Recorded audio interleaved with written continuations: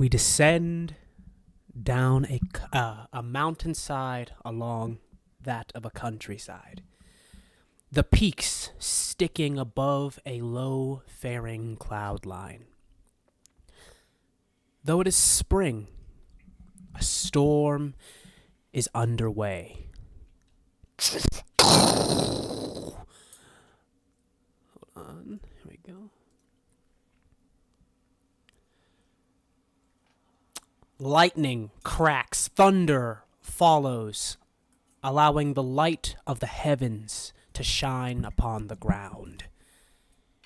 Upon stone walls that reach high upwards into the skies, a mighty portcullis, saturated in rainwater, each drip aiding a large ever-growing puddle that lies at its base of its tapered teeth. Streaks of bold light pulse their way across the sky, this time a carriage, coming across a stone-laid bridge to the iron gate. Its gorgeous velvets and silks signify status and nobility. We watch a brief conversation as the band of high society steers through the streets. Customarily, its streets full of vendors and townsfolk, but this time vacant, as the city has gathered to the center for a particular event being held at the well. An oak stage soaked to the roots, built not so long ago, has pulled the spectacle and the interest of the crowd. Oh, that's the wrong sheet. Rip. This crowd who too are emboldened by anticipation. A spokesman from the carriage exchanges pleasantries with one of the guards by the stage, and a stern look on his face turns to an eager grin. You see clean robes, black laid with white, bearing a large cross on his chest and an embroidered scale on the lapel. Him dry, unlike the others, as they hide away under a massive umbrella. He holds a tightly and yet well-bound leather tome tucked away in his sleeve. As he approaches, the scales have weighted against you, and thus you have been found guilty of thievery. As such, by God and law, you have been sentenced to death, to hang by your neck until you are dead. Have you any final words, boy? The crowd waits eagerly to hear the response. And before one is ushered, hello, one and all, and welcome to another exciting season of The Adventurer's Guide. This is Season 3, The Cold Road, and obviously before we can begin, I need to introduce our Roguish Ruffians. Say hi, Roguish Ruffians. Hell.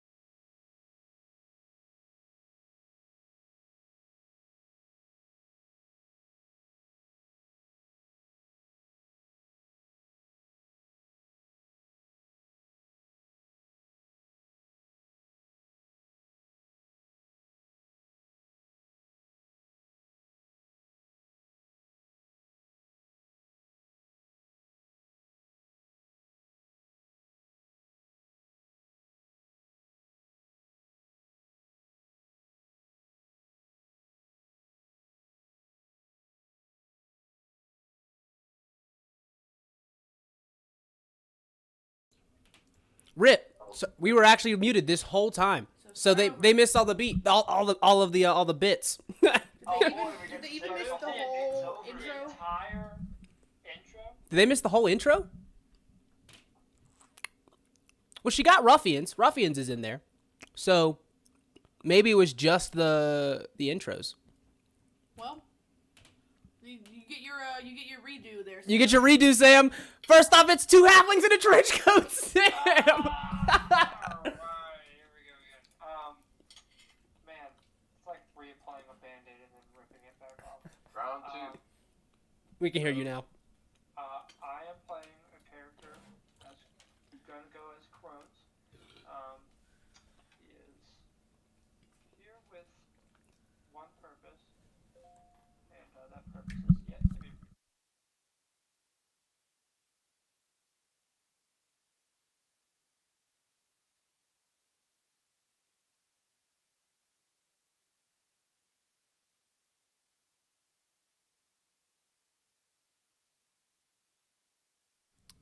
Yo, I low-key think I muted him a second time. Like, for the second time he did all that. Shut up. No, like, actually. Nope. Nope. It's all good.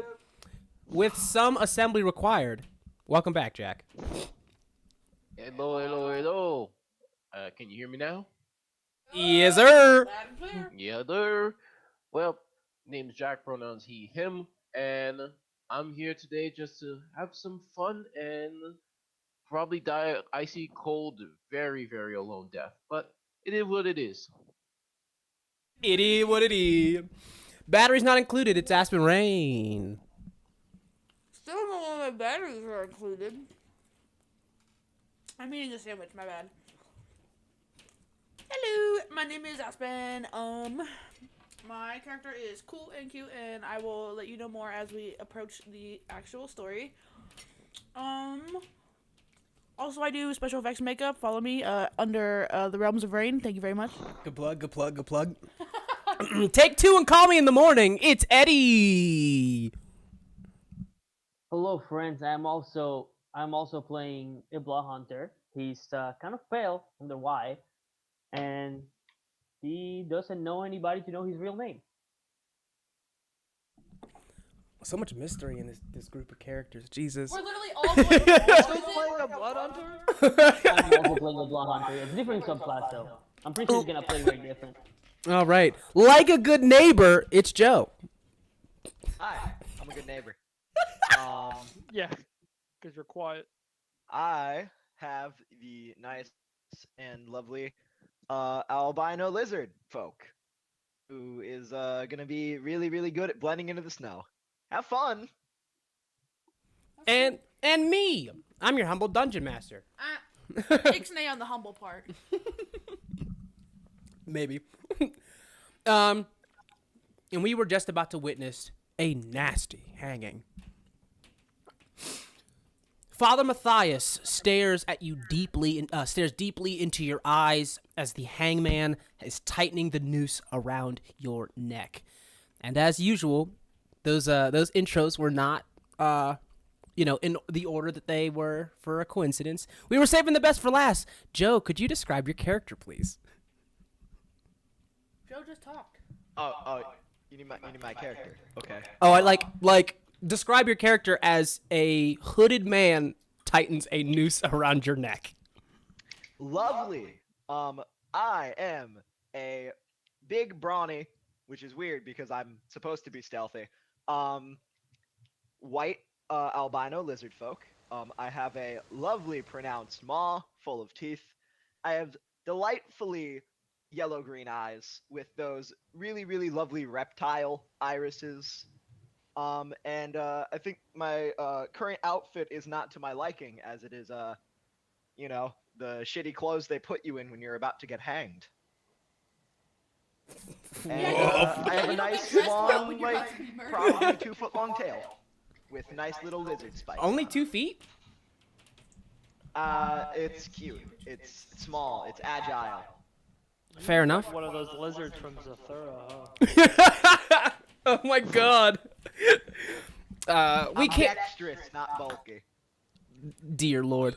The hangman tightens a noose around your neck. Because I gotta ask, do you have anything you wish? Do you have any final words? I just stare blankly at the dude tying the noose around my neck. You see that the Father Matthias looks to the executioner.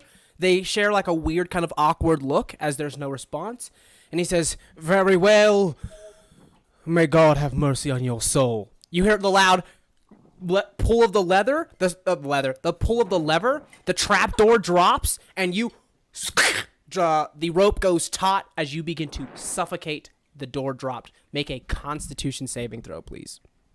Oh, this is Jesus lovely. Would Christ. now be a good time to mention that my race has a feature called Hold Breath that might help me in this scenario. I'll say this: you drop down. Do you just instinctively hold your breath? Yeah. You immediately feel an immense pressure as the noose fully has now tightened around the neck. You feel a pressure as well as immediate bruising and pain shooting down the spine, immediately into your toes as you are hanging there. Wow. Go figure. The one way you want to start off a campaign with suspense and stuff. And he's just like, so I can hold my breath. Crazy. 15 minutes. You use all of those 15 minutes as there is a weird moment where they're just kind of like, how the fuck is this guy not dead yet? Like, you see that begins to happen, and the crowd parts as you see that. Well, let's rewind a little bit. You've dropped. We go to a behind the crowd watching the spectacle. You see that we see that hiding in a barrel is a shadowy figure who begins to back away and immediately hits metal. Ping! As they hit metal and immediately are lifted off the ground by their head and are walked into the light. Aspen, would you describe your character, please? Into light, meaning like. Meaning, so you are picked up by the head, walked out of an alleyway. As you see that now that you see is another one of the Cardinal Guard, basically the head, like the guards, the royal guard to the crown, is in the alleyway. You've backed up in an attempt to get lost, essentially, trying to hide. And you've backed up into one of them. He has walked you out into the open, and you hear, I don't know everybody. Don't you run off yet? We got another straggler. As he is walking you towards the gallows. Great. Now, again, you said the light, like sunlight, like right in my face, or. I mean, remember, there's a really heavy storm that is cool. I'm currently. Gucci then. So you're fine. Cool. They, whatever makes you happy, is a myconid, just shy of 3 feet tall. They are the form of an ink cap mushroom, so like the dark spoopy ones, and they are not happy right now. You just legs kicking. Ferociously. You see that they begin to the one guard begins to walk you up the stairs. Can you give me a what do I want here? Give me an acrobatics check, please. Acro.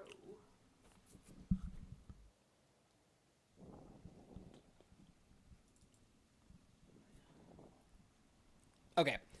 13. You try to kick out. He's he's holding you two hands by your giant mushroom cap. But he's got a hell of a grip on you. Walks up to the stairs. You see that it's like he turns to the citizens who are watching. And he says, "Don't turn your attention away yet. We've got more spectacle on the way." he looks over to the executioner. He goes, I don't think I got a rope that big. As they try to make a insanely large noose to go, instead of like going under you and going through the legs route, they're trying to go over the head route. As they start to do that, excuse me, 15 minutes is up. Blizzard, you start to actually begin to suffocate. You really did. Wow, 15 whole minutes. You see that as you're having the noose tightened around you, and Blizzard audibly starts to struggle and suffocate. Pushing through the crowd, you see with a massive banner, with a guy walking with him who's got a massive a bannerman. Is one guy a bannerman, and then a kind of a small platoon of guards who approach. Do myconids breathe air? Yes. Fine. Why would you not breathe air? I don't know. You're not so. Unless it says that you don't breathe air, you breathe air. Either way, you manage to not to stave off a hanging because of a caveat that somebody's character can hold their damn breath for 15 minutes.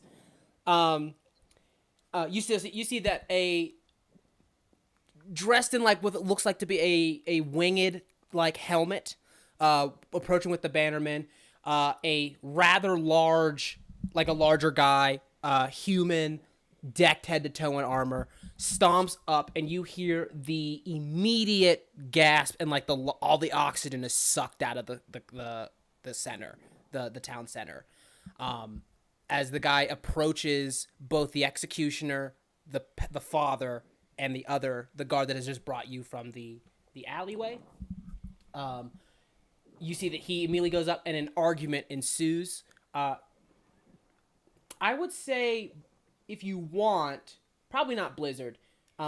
Blizzard, the last thing you hear is cut him down, and they cut you down. Can you give me a perception check, please? Of course I can. What the fuck? Do I also need to make the perception? You wouldn't be able to see it because after they cut the rope, you drop below into that little area below the gallows. You see he has a pin on one of the parts that hold his cape to his chest. He being the new guy? The newer guy with the winged helmet. Which is the emblem of the captain of the guard. There we go. Yep. So it's just an emblem? There's like no name tag or anything? Well, they don't have name tags in general because of the time period. Oh yeah. Yeah, There's no like, hello, my name is... Yeah, they don't have labelers yet. Yeah, you see that he was up. So I would say essentially the gist of the conversation is, you see that he goes, Lieutenant, what is the meaning of this? Followed by, he's like, oh, it's just a spectacle for the city. It's been a long time since we've had a hanging. Cut him down at once, cuts the rope, you drop Blizzard, and you see he goes, round them up. This will not be a public display of execution. Massive greatsword on his back, by the way, turns around, descends. You see that the father and the guard, visibly shaken, they start to round you guys up and take you to follow him. We cut to another portion of the city, maybe about a few hours later. You see that gathered around is a selected group of guardsmen, followed by two individuals who are there. Technically three individuals who are there. Again, gathered around as they are hand-selected for a particular task. We will start with the top. Crones. Sam, if you could describe your character, please. Yes, right now on this nice rainy day. Crohn's is in like a nice black leather equipment with a hood over his head, mask up right by his nose. You know, we all know what kind of times it is right now, so keeping his distance. He's and like right now he's like being real like mysterious. He's not letting. He's just observing, really, just like going where he needs to go, talking to who he really needs to talk to. Um, you want me to describe what he looks like underneath too? That's up to you. Or you want me? Want me to wait for after a certain time? You can wait. That's like I said. It's completely up to you. If you'd rather, you know, everybody live in the suspense and the mystery, by all means. Crones, you are gathered, not you, and you can immediately tell these are a bunch of organizations that are like bounty hunting organizations that you've been like with. So it's guardsmen and a bunch of the bounty hunters who've all been gathered around this area. Will you make me a perception check, please? Yeah, I'll say make me a perception check.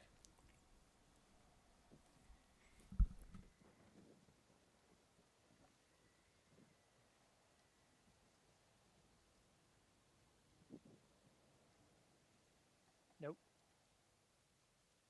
If you rolled it, we didn't see it.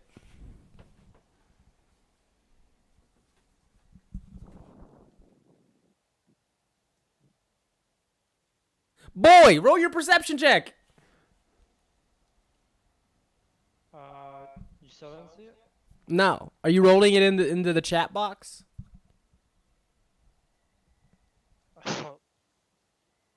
This guy. Yikes. How in the what? Bro. I've Now my perception's a -4, but we're rolling with it. I've never in my life. Oh, because your my wisdom God, is set to that's why. 3. My wisdom's a 3 somehow. What in the hell? Oh my god. It's gonna be one of those campaigns, ain't it? Oh, that doesn't sound right. What's it supposed to be? Well, not -3. Technically, it was -4, but you know, insane. So -1. That's still a 4. Yeah, you don't seem to notice anything out of the ordinary. A gentleman walks past you to take a seat in front of you. Gives you a look. Nothing too out of the ordinary. I'll give you a chance to redeem yourself. Roll an insight check, please. Thanks. This one's, I guess, a little better. Hey. I watched that go from a 7 to a 1 to a 17. Yeah, 7 and 1, 17. 30. You can tell he gives you the look of like cool, like you got it, like a look of confirmation. Who, this guy? The guy that has walked past you and sat in front of you. He's kind of he's got a face that kind of blends in with everybody that's here. He's doing a very good job, kind of like how you are, of staying mysterious and unknown, not drawing any attention. He's doing this very, like, pretty much the exact same thing. Okay. I'm gonna keep an eye on him. You see that event, like, again, this is a few hours past. You watch as the guy who stopped, who had the stay of execution earlier, again, comes in, middle of a conversation. He is not happy. He seems very upset. And you see that he says, "Gentlemen, I am Captain Ranlauf. I am replacing the former. We will not get into it. It seems that while I was away, some of the guardsmen took it upon themselves to, well, have an execution. I don't think that I need to explain how not only dangerous, but how irresponsible that kind of activity and that kind of action, that decision making is. I assure you, under my leadership, we will see reform in the guard. You see that one of the guardsmen goes, "Captain, if I may," he goes, "Go on." If there's not gonna be an execution, what are we supposed to do with, well, guilty criminals, people we've found that are guilty? He says it's a very good question. I believe that they are still to be punished by the full extent of the law, but the extent of the law does not reckon an execution. I am open to suggestions. And if you're here, by the way, you're not in Fantasy Grounds.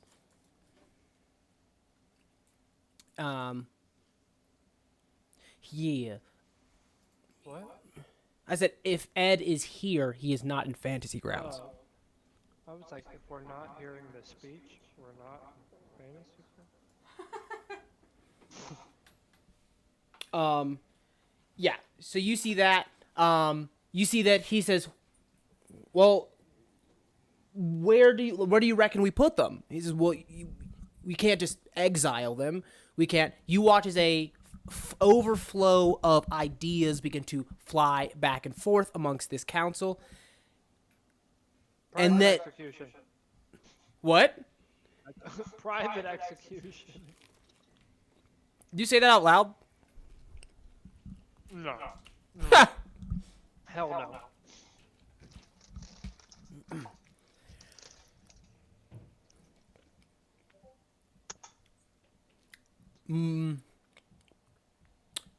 Here's what I suggest.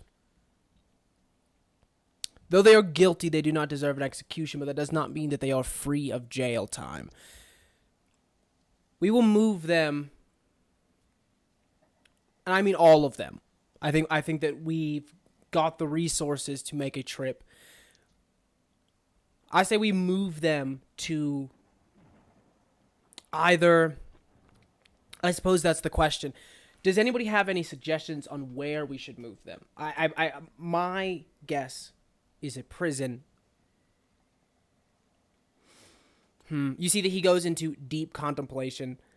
He says, "Captain, what do you... You know, there is... I mean, depending on how dangerous you'd consider them." He says, "Very dangerous. I consider them very dangerous. I believe that thieves and murderers are not welcome here in higher society. So perhaps Frostgate? Frostgate. No.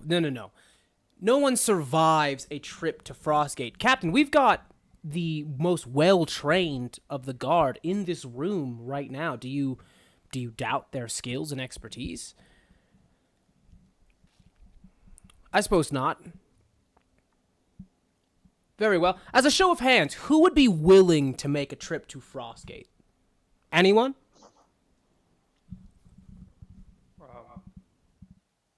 I'll raise my hand. Apologies, sir. I'm not sure we're acquainted. How are you related to the affairs?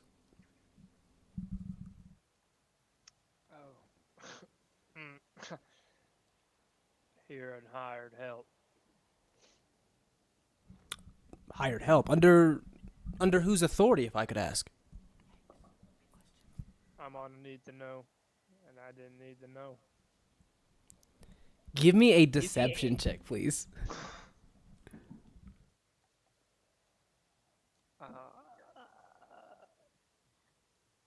You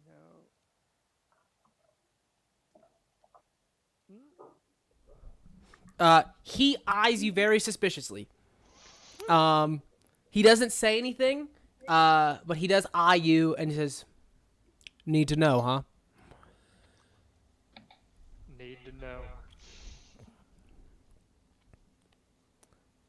You see that the gentleman that sat in front of you, he says, "Well, sir, I mean, you said it yourself. If we're ill prepared to make a trip to Frostgate, who are we to turn down volunteers? I believe that you wouldn't volunteer for such a dangerous trip if you're not well trained." He looks back at you, looks back at you again, kind of like with a certain like look of recognition. Can I make? I don't know. Is there anything about him that sticks out that I might notice? Give me an investigation check. I'll say investigation or insight.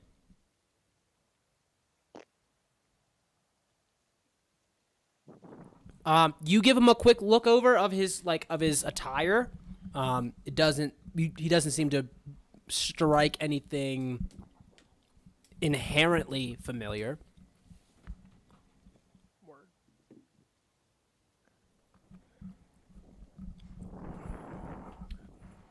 Very well. I apologize for my brashness. But you understand the difficulties of a trip to Frostgate, of the Frostgate maximum security prison, yes? Wouldn't be my first time there. Probably won't be my last. He goes, just, I'm not going to question that at all. You see, he goes, very well.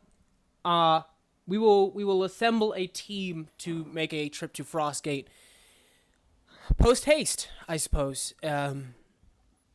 Of course, please make sure that the prisoners found guilty earlier are put onto the transport. I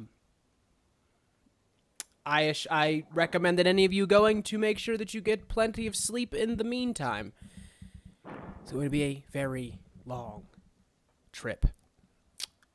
Meeting's adjourned. You see, he turns around, walks away. The gentleman in front of you who sat down walks next to you, and he just goes, "Well, that was close." Gives you like a bit of a side, like a little bit of a side, like smile, and then attempts to walk past you and leave.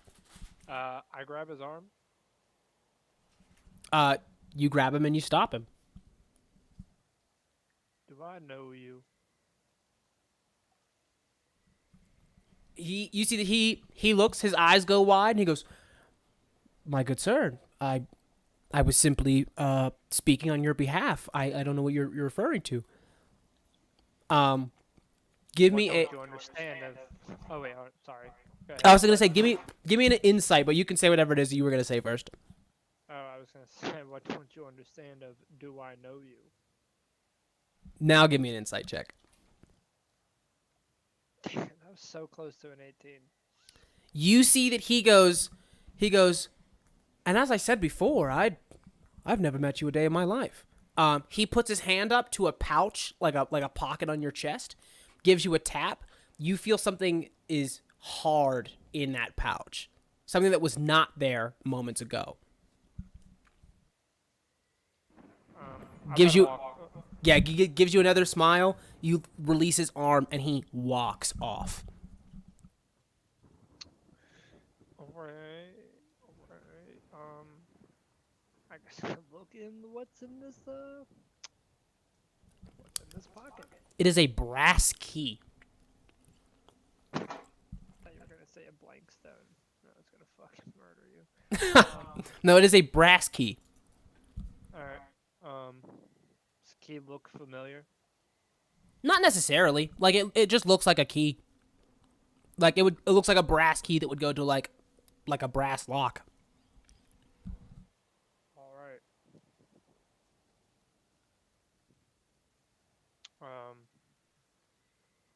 Alright then, I guess I will, get up and wait for this caravan to start leaving, or wait to hear any more news about this leaving caravan. There's not much you have to do. You see that immediately as he started left, he as soon as the captain left, he started to bark orders, having people kind of start throwing stuff together to make this trip as soon as possible. You see that as soon as it shows up, sure enough, like a large kind of escort of guards has shown up. They're taking times they've made small, not camps, but little resting areas around them before they take out to take whetstones to their blades, to make sure they've got provisions, say goodbye to loved ones, stuff like that. Okay. Is there any preparation you would like to do in the meantime? I'm gonna make sure I have food, water, a tent. You're just bringing a whole tent? Are you gonna carry it? Like a little tent that on my backpack. Is it like a little lean-to, like a little A-frame? Yeah, it's one person very light tent. Fair enough. Sharing with nobody. I mean, yeah, it's fair enough to get all that stuff together. And for the most part, you see that since you kind of been with the guard this whole time, even going into local shops that are selling provisions and stuff, see who you're with and are can accommodate you relatively easily. We see on the other side of the caravan, also preparing, who's actually at this point, the prisoners have begun to get walked into into one of the wagons. You see the tiny mushroom person. You see the lizard folk. You see a Kenku who's been tied up. You see that holding the door down, I guess open, letting them walk in, is a massive beast of an elephant. Jack, if you could describe your character, please. Yeah, so Greyhawk, people just call him Grey most of the time, is just standing there looking at it and is like, huh, mushroom person, bird, lizard. That sounds like a really bad joke. And he has this massive grin on his face, his large tusk with multiple scars. And one of them looks broken off, while the other one looks sharpened to a point. And his trunk is carved with multiple runic marks, as he wears a very light coat over his shoulders. And he is a gray elephant man, and he has a great sword strapped to his back, and he's just holding the door, looking down at these people, and he's just counting off the prisoners one by one, and he goes, eh. Well, damn, this should be a pretty easy job.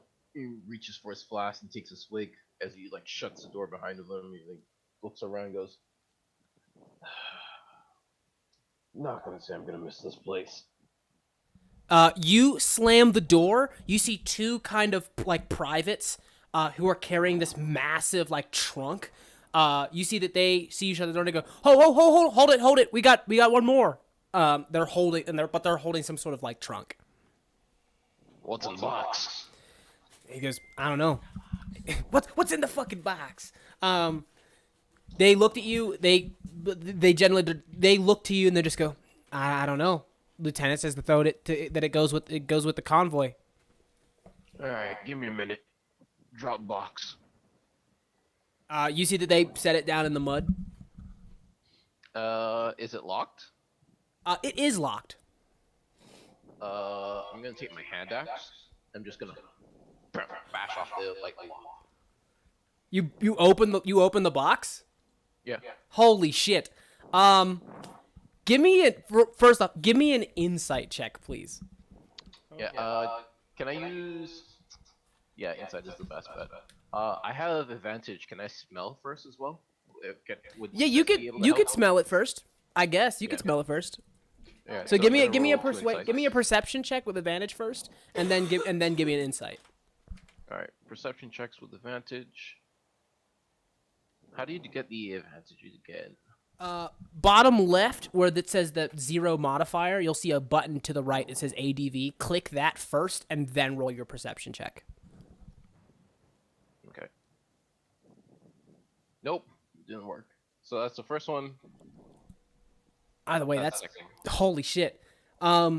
You smell, like, how do I explain this? Like ozone, like the smell of like electricity that has been lingering in the air. Oh fuck no, that's a fucking elemental. Like, like yeah, like ozone, like old, like there's whatever's inside of it is like has also kind of this weird, like almost like dusty kind of smell coming from it. But that ozone smell is specifically what you smell the most. I would say you also see that the box does have the seal of the crown on it, so you can break it. Don't make me don't believe that you can't. You can break it open. It just may be like a bad idea. Gray looks up and looks at like the privates. You said this was going to Frostgate. Yeah, Lieutenant said that it goes to Frostgate. He says don't look at it. He told us not to look at it, and he said to throw it in here. You see that like all the way towards the back, so essentially where the back of the driver would be. There's a literal hitch that is on that kind of wall area that's like it's for holding cargo. Alright. In that case, he picks it up and he's just like, I'll hook this one up. You got it. Thanks. You see that they kind of look to you. These privates who are very, you can tell they're incredibly intimidated speaking to you. They're very much like, we know we kind of outrank you in a weird way, but there's no way we win in this fight. Like in this exchange, there's no way we come out alive. So you throw the box in there. You pass through. You end up passing past Crones, who's gotten there. You pass through the mushroom, the lizard, the bird. There's a couple of other people in there. All the way to the back. You are now in here essentially, like quote unquote, by yourself. Is there anything that you wish to do, or do you just put it into the hitch? As he's putting it into the hitch, he's gonna say, you know, whatever they are, whatever they're doing to you, this is kind of between you and me. I would love to let you out if you could hear me, but I gotta get something in return first. Oh And shit! He's just whispering that to the box and be like, if you can speak, give me a little bit of a knock. And he just hits aside, knock knock. It does not return a knock knock. It's very possible that if there is a being on the inside, it's probably shackled in some way. You know what, buddy? I'll take personal watch over you.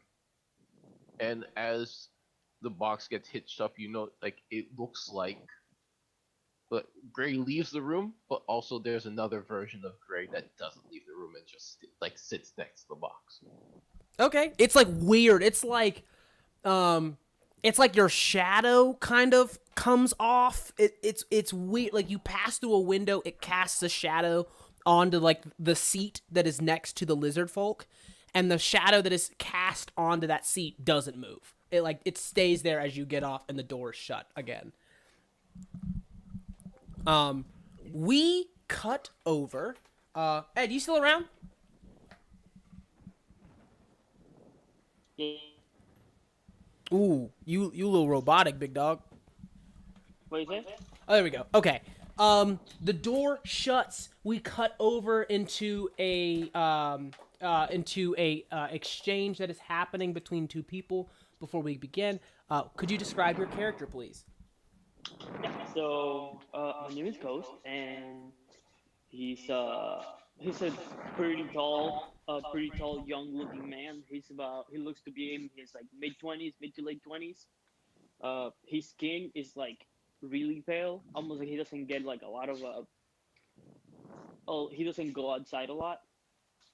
He's wearing like a uh he's wearing like a leather like like a studded leather armor, and he's got like a big cloak with fur on top with a hood. Um, he wears like a rapier in the on a small shield at his side, and along his feet is like a backpack full of books about monsters and uh monsters, beasts, all that kind of stuff. He's got like short shoulder length like long hair that he keeps like tied like half of it like tied up. Um, and yeah, that's pretty much it. We cut over to this conversation that's getting a little heated over off to the side of the caravan as a well-dressed woman who's kind of in like what would be look like a black kind of modern day blazer, red ass like bright red ascot underneath it, jet black hair in a ponytail that runs down her back all the way down to her mid back, like black pants, black boots. You see, she goes, "Ghost, let it go." She said, let it go. Wick is in the caravan, and they're on their way to Frostgate. There's nothing more that you can do. You know, listen, you know how slippery this guy is. I have to go with them, or he's gonna get out and he's gonna do his shit again. I have to be there. Look, there. 1, 2, 3, 4. What? 4 battalions of guards. He's going to get through 4 battalions of guards, and what is one more It's person going to do? 4 battalions of drunk idiots who will let it slip as soon as they can. Do you think they care about the job? They just try to execute people publicly. These are not the brightest tool in the bunch. They're not sending their best ones here.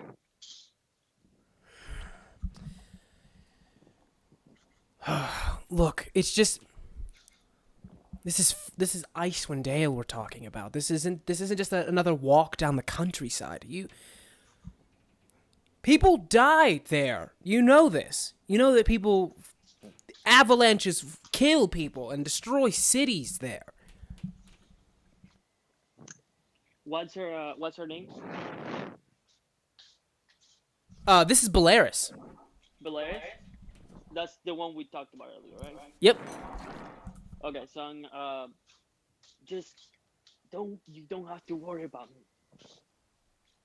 You don't have to worry about me, okay? Like, just keep looking into what I asked you. If you hear anything, let me know. This prisoner, if I deliver him, I can get a good lead out of this guy. Yeah, you and your lead. Look, it's not you I'm worried about.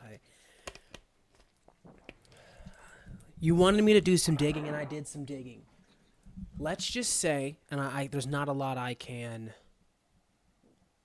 disclose. Something doesn't smell right about this caravan. That's all. Yeah, this guy's haven't showered in a week. That's rude, but that's not what I meant. I entirely agree, but I know what you mean. I know exactly what you mean.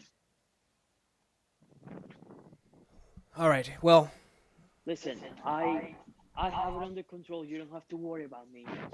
I'll take care of it. I'll be back in about a month or so. I don't know how long this trip is going to take. yeah, month sounds about right. Now, In the meantime, go ahead. Well, I'm sorry, interrupted you. Please go. No, I was just gonna say, I'll make sure I try and dig some stuff up on my end. Either way, I won't be so far away. I'll make sure we come out on top, and if we come back with a little less cronies, then fine by me, I guess. Just listen. Just be careful, okay? These people, I asked you to look into. Look, you know the story. They're really dangerous. If they're onto you, run. Just run the other way. Just go hide somewhere. Go to my apartment. I have that thing secured. Just run. Yeah, yeah. All right. Well,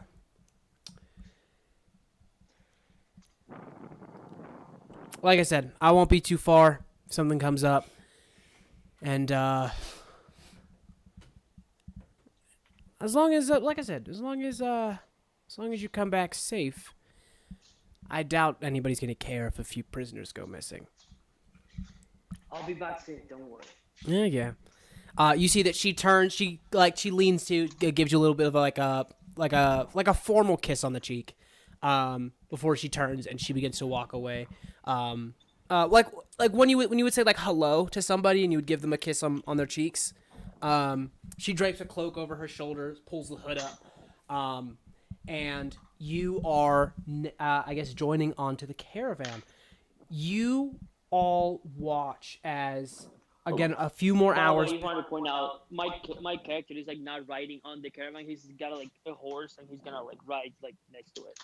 You actually, there's There's, like, there's a few seven. people, like not a lot of people who are there or who are going on horseback. Like they're for all intents and purposes carriages. So there's a driver, there's a navigator on both of them. And then flanking most of them is like guards on foot. So for the most part, it's guards that are walking. So there's actually not a lot of horseback action going on. Gotcha. I mean, if you allow, my character is gonna like volunteer to like scout ahead. Oh yeah, I mean if you want to scout, Yeah. that's fine. Do I see Ghost before he heads out? I mean, he's the you one that told guys. about the job, so he goes I was like, you guys. So first, Ghost is one of the last people to join the expedition before you actually set off. So you see him in the sense that like you're all here getting ready to leave, and then he joins last. So you do see him in that sense. Everybody sees. So I'll say this like for player to player. You guys see Ghost because of that. Everybody sees Gray because he's easily like one of the biggest, if not the biggest character there, and a full-on elephant. Like isn't the same race as anybody at all. And then Crohn's kind of put on a display at the meeting that everybody is suspect of him in one way or another. Why? Because that deception check was not good. Not that great. Gray's gonna be sitting like so like the part of the carriage where you can easily where the driver is. He's gonna be looking over his shoulder. He's gonna be like, well, well, well. Look what the cat looks over to the driver. You guys have cats here. That's something you got. You see, he just kind of like looks around. He goes, "Cats? We mean cat? Yeah, yeah. Like felines? Yeah, like felines. I mean, we got cats around here somewhere. Just walking around and they go places and do stuff. These cats." All right. Good. Some things never change. And looks over the ghost. Look what the cat dragged in. I've been waiting here for you for a hot minute. Where the fuck were you? I was taking care of some personal business. What's it to you? Well, your personal business is my personal business. And looks over to you and kind of like gives you like a fist bump. Hey, fist It is bump. the weirdest fist bump. I don't know if you've ever seen like the feet of an elephant.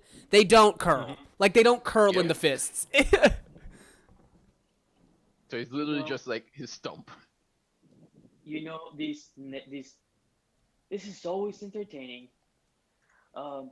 Anyways, I'm going to be riding ahead and scouting for the group. Can you keep an eye on the slippery fuck back there? Don't worry. We might have an explosive display if shit goes wrong. If you catch my drift. I like the way you think. So just keep an eye on him. I'll be back. Uh, In did you ever I'll be describe around. your slippery foe to Gray? Uh, he's the guy with the eye patch. He's he's killed the son of a pretty wealthy merchant. The guy paid me Yeah. to You, get him. as he describes him, you do recognize the person he's talking about. The person he's talking about is the Kenku, the bird person, aka known as Slickwick. Kenku, black hood, long beak, fully scarred, like black marble that's got scratches on it. You see that one of his eyes fully has an eye patch on it that goes around his entire head. He is so like the way that like bird wings are, the actual hand part is towards the tips. So his hands are actually like his wings are covering his hands, but his hands are manacled. And he's when he was walked in. But yeah, the person he's referring to is Wick. He's the only person that matches the description. Interestingly enough, for a caravan of like on its way to a prison that's this big, there's not actually a lot of prisoners. Big Dick Slipwick. That makes sense. Makes sense. Hey, So it's a big beak, Slipwick. I said what I said. Anyways, um, Just so you just you wouldn't keep mind an if I eye on opened the him. box, right? Just clarifying box? a few things. Good. You don't know about the box. Hey, but what box are you talking about? I want to know about the box. What's the box? No. You good. You good. There's no box. Hey, don't do this to me, buddy. What's the box? Let's just say there might be. You should go scout. You should definitely go do that. Hey, look, I think they need a help over there. I'm gonna point to like a corner with nobody there, Wow, what is that thing over there? and I'm gonna like grab like the side of his shirt and just like pull him a little bit.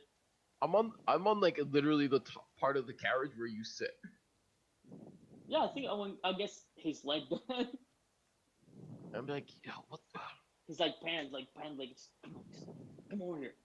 I'll tell you when we park up. All right. Deal. Fine, All right. but don't you? Hey, if there's gold or extra pay for this, hey, remember who got you to the gig, okay? If this is what I think it is, when everyone's dead, we could just steal their shit. So it might be pretty good. Hey, it's not called stealing; it's called reappropriating. You're right. Also, it's not stealing if it falls from the ground. Hey, you can't steal from the dead, now can you? It's finders keepers. Finders keepers. You guys are having a conversation, and sure enough, you see like a long train. The very first wagon begins to call back to and call back before eventually you see that the driver from yours is like you see these like ready. They turn around. He turns around. Ready. He says ready. Turns around. The guy next to he's like ready. Turns around, calls it in. And you guys are beginning to set off. While you guys have this conversation, you see again, Crones, you see again that guy who you met earlier is walking from one end of the gate to the other side of it, from one end of the gate to the other side. Gives you a final look. This is your chance to give me one more insight check, please. All right. Not an investigation. Yeah, not an investigation.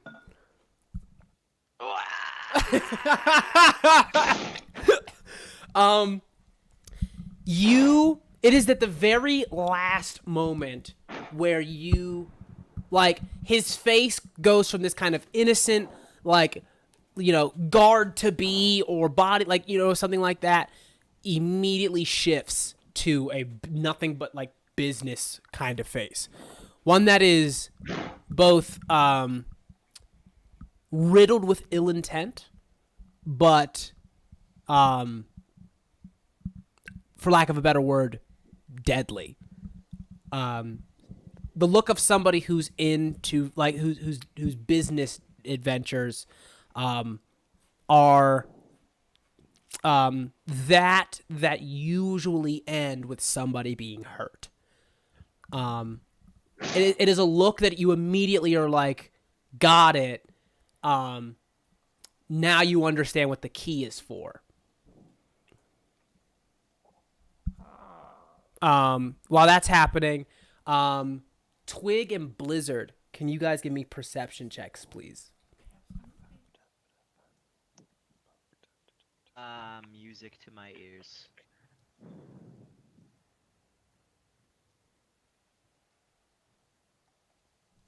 Blizzard, though you are silent, but you are observant. You watch Crones and this shady guy have this interaction, and both of them look at your specifically your car. Am I the only person in my car? No, there's a few of you in this car. You're the only one who catches it though. A sense of Who else is in this car?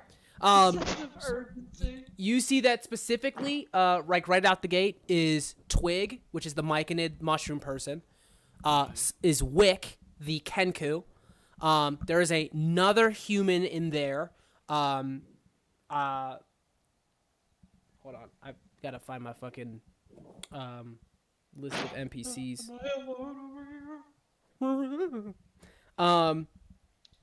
Yeah, you see, is another guy. Give me a history check. I said, give me a history check. Yeah. Oh boy. The guy you're looking at has like his hair in his face. Oh, woof. I don't know shit.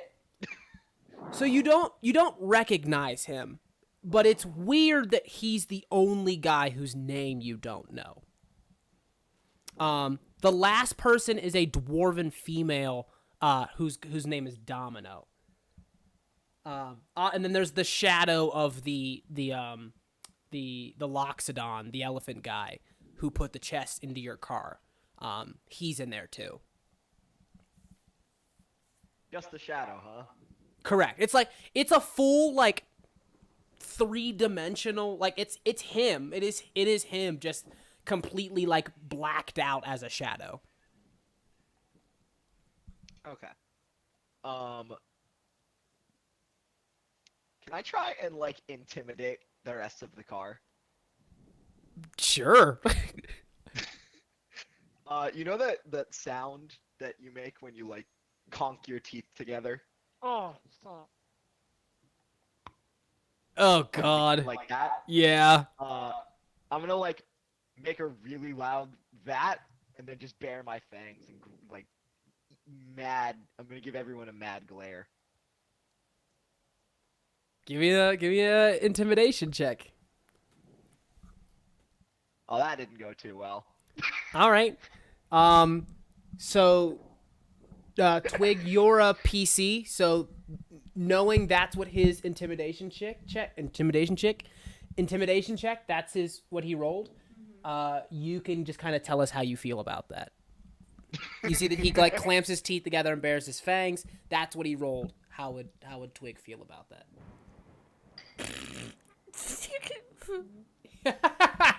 That's the only sound that comes out. Like, you see that Domino and the gentleman with the hair in his face don't pay you any attention. And the Loxodon is like not there entirely. Like, isn't Not there. it's like physically there, but this doesn't seem like there's it's not really paying attention in any way. It's pretty much it's like on autopilot. It's just kind of staring straight. How restrained am I right now? You're pretty fucking restrained. Your like hands, feet, and like your tail has like a weird brace on it. All right. Well, that's gonna be the end of my actions here. Okay. And our band of vile villains begins to set out on the way to Frostgate Max Security Prison. Your moments turn into hours. Your hours into days. Your days into weeks. As you guys are on the road, heading deeper, where you watch the trees begin to slowly coat themselves with a thick layer of white. The roads and the signs becoming invisible to the eye as they are shrouded in the white blankets. You have entered the dangerous tundra that is Icewind Dale. You've been in the caravan for a while, so before we do this, I'll have, again, the only NPCs, Twig and Blizzard one more time. If you could make me and I'll leave this up to you, perception, investigation, or insight check. Up to you. What is it? Perception, insight, or investigation. It's up to you. Well, glad I'm getting all the bad rolls out now. Yikes. Oof. The only thing you both see is Wick looks up. Like, he looks up, and from his beak, you watch a broad, like, because he's got smaller pointed teeth. Birds don't have teeth. You see comes out from under his beak.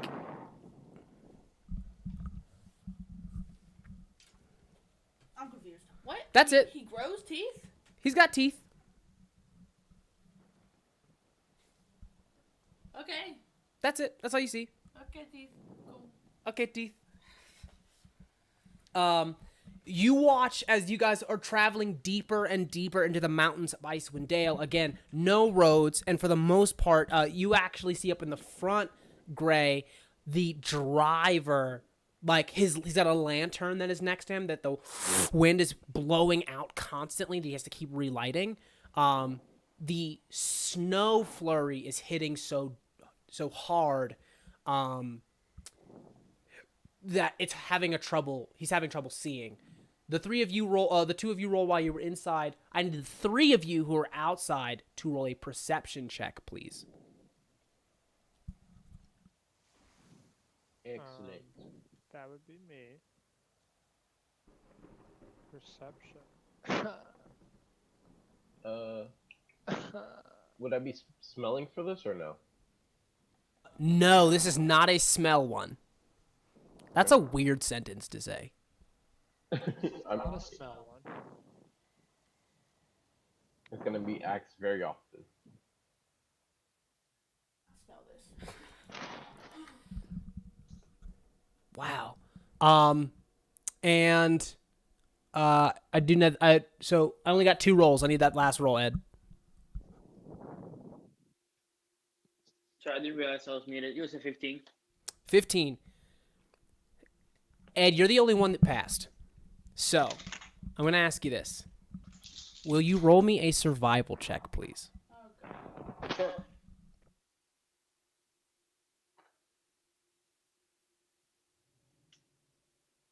$16.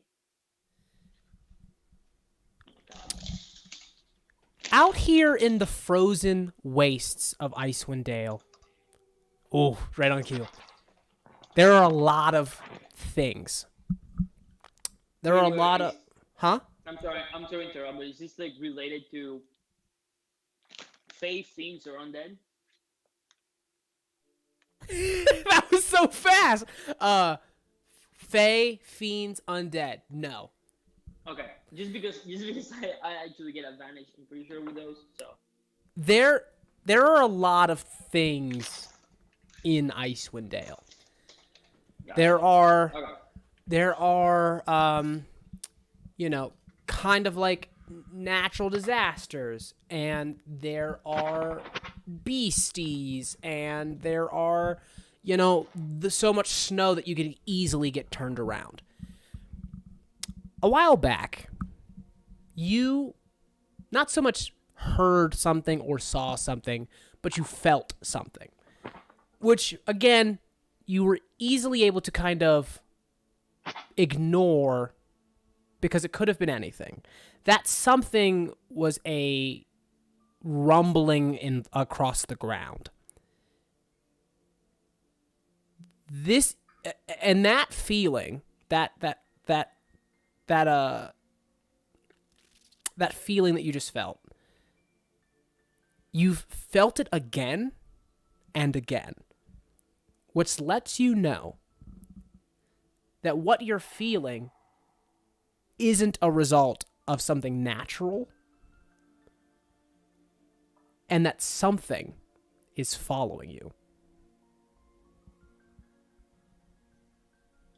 Can I ride back to Gray Yeah, to alert them? sure. I'm gonna go up to him and be like, let everybody know to be in their car. There's something around here is following us. It's underground. What type of something are we talking about here? Are we talking like something we need to stab something, or something that we just need to run from? I don't know yet. Can I roll for a what we need, a nature, or Yeah, give me a nature check. to know what kind of monster could it be? Would it be nature or survival? It'd be nature, yeah. Okay. Ooh, that's good. That's a 19. So without being able to see it or like observe any of its patterns, you wouldn't be able to know specifically what it is. What you do know is that whatever it is subterranean. Fucking worm. Hey, you were kidding about the putting the Tarask in the first session, right? Hmm? Huh? You were kidding about putting the Tarask in the first session, What right? are you talking about? Purple worm time, baby. I don't know what you're talking about. The antagonist is Beetlejuice. It's underground. It's showtime. Wait. It's underground? Yeah, he's following us underground. Just be on your guard, okay? And like at that point, Gray's just gonna like yell out, "Hey yo! Something's underground!" Oh, God. You hear shing shing shing shing shing as a bunch of the guards immediately stop what they're doing. All the carriages stop. Everybody begins to draw blades and forms a perimeter around the caravan. What the Gray? fuck? Did I say stop? Gray, you are as subtle as an elephant. It's not my fault these fuckers stopped. I didn't tell you to scream it. I told you to tell people. I told you to pass the word around. Hey, You guys are having your argument inside the carriage. Blizzard and Twig, I need another perception check from you. So, Omen, how do I type things to just you can see them? I think /W space DM. And then I think space. I think it's DM. And then space your message, I believe. Blizzard, there is the sound of a. What's your rogue? Well, you're a rogue, right, Blizzard? I am a rogue. You hear the sound of metal scraping against metal. A very familiar sound. That is the sound of files and lockpicks interacting with the lock of the door. While he's very obviously listening to something, can I do a sleight of hand check to see if there's anything on him I can steal? Who? Blizzard? Yep. You're sitting across from each other. Yep. Sure. Cool. We're okay. I'll say wait, roll wait, with wait, wait. disadvantage. So, I want to make sure I get this right. We're across from each other, as in there is space between us and the caravan, and we're both shackled. You try to lean forward and you as you're actually shackled to the seat. Like your arms are shackled to the seat. Okay. So there's like a loud king as That it was goes more of as an it goes top. experiment than anything. But okay. But yeah, that's what you hear, that somebody is is interacting with the lock of the door. I am shackled, correct? Correct. Every part of me is shackled. Yeah, you're pretty much so your arms are shackled to your feet, and both of those have a chain that is shackled to the front of the seat. Can I attempt to break my leg shackles? Sure, give me a strength check. All right, let's go. All right, strength check, baby. Can I do Woo! perception to see What's this if I cash? notice him doing this? No. You don't need to because he rolled a 3. You see that he fucking chambers in, and then just you hear, and then immediately, doom. Crones, give me a perception check. All right. Perception check. Oh god. Bro, what are these threes? Can I make a Man, we perception are check? all rolling great tonight. Cool. So Wait, Crones. so I saw him do this. Oh just now, yeah, right? oh yeah. Cool. Can I do another check to very stealthily just pick the lock to my shackles? Give me a thieves tools check. And I do have proficiency and expertise. Holy shit! Yeah, so give me, it would be, so roll a dexterity, so essentially roll a dexterity saving throw. At advantage or no?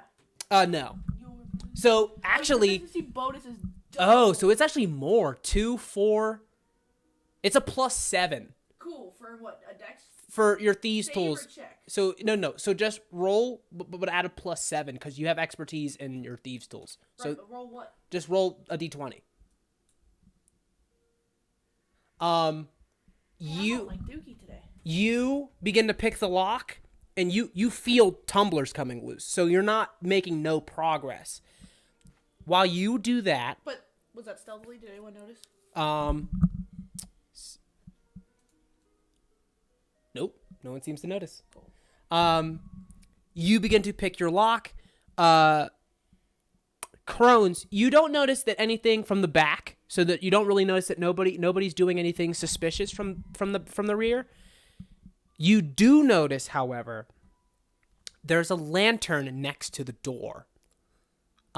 You being in the back, the way that the wind is blowing to you toward your face Yeah. wouldn't affect the lantern like at all. Because it's like hidden behind the door, like hidden behind, like it's shielded by the carriage, so it's not being Inside the affected. carriage. Huh? Is it inside the carriage? Or No, like it's behind it? outside. It's outside the carriage. It's one of those ones where you take it off the back so that you can go into the carriage and have a light. Yeah. But what I'm saying is it's shielded by the body of the carriage. So the way that the wind is blowing backwards, like blowing towards your face, it's not blowing into the lantern at all. Right. Yes. Sorry. At least it shouldn't be. But you watch the light go out. Can I make a nature check? Sure. Make a nature check. I'm done. It goes out. Looks like the wind blew it out. As that goes out, what is your passive perception? 9. The light source from the back end of the convoy, is out. How far away is that? From you, it's about 15 feet. But it is pitch black in the back end of the convoy now. The tail end of the convoy is pitch black.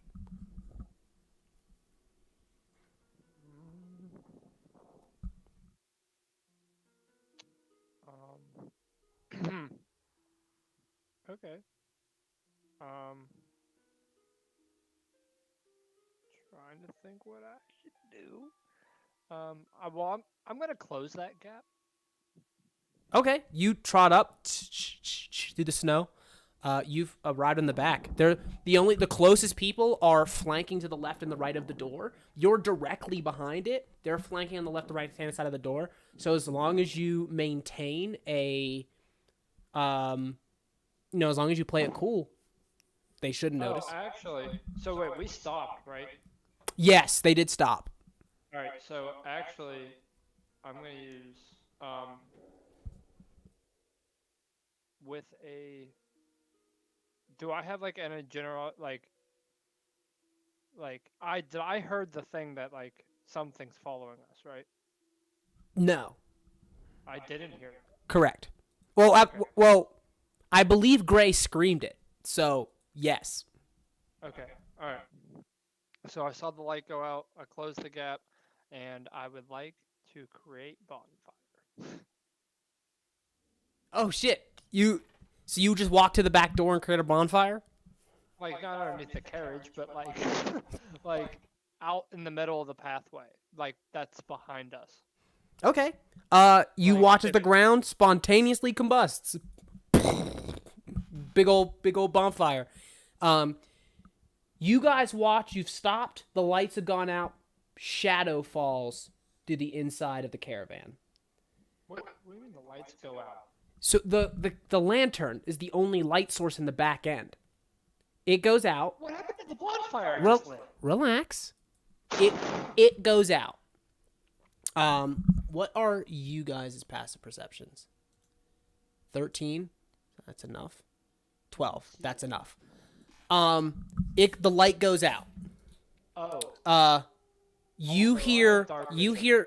hear huh? I have dark vision 60 feet. That's fine. Do you want to look into the back door or through the back window while it's out? Oh no, I just didn't know if like I would have saw anything like put out the lantern then, or like anything like out in the like. Not with that nature check, you didn't. Okay, word. So inside of the carriage, the lights go out. There's a decent pause where everything is stopped. It's nothing but there's like no sound. You hear the sound of like a couple of like dire wolves off into the distance, howling as they are circling their next meal. There is a moment where a horse trots up behind. A raging inferno pops from behind the door, and light is beginning to kind of seep in through that back window. With you and Blizzard's passive perception, this is the moment that you notice that Wick's hands are free. Is he doing anything with it yet? Yes. His hands are free. You see that he touches the chains, transmutes them, revealing that there is a false bottom to the seat. The last thing you see is a giant flash of light, and from everybody on the outside, the entire back carriage bursts into flames.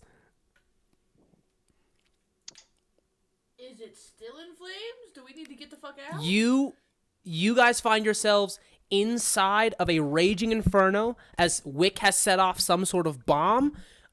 It blows open both sides. Both of the sides are open. You watch as a bunch of the guards who are standing right next are immediately immolated.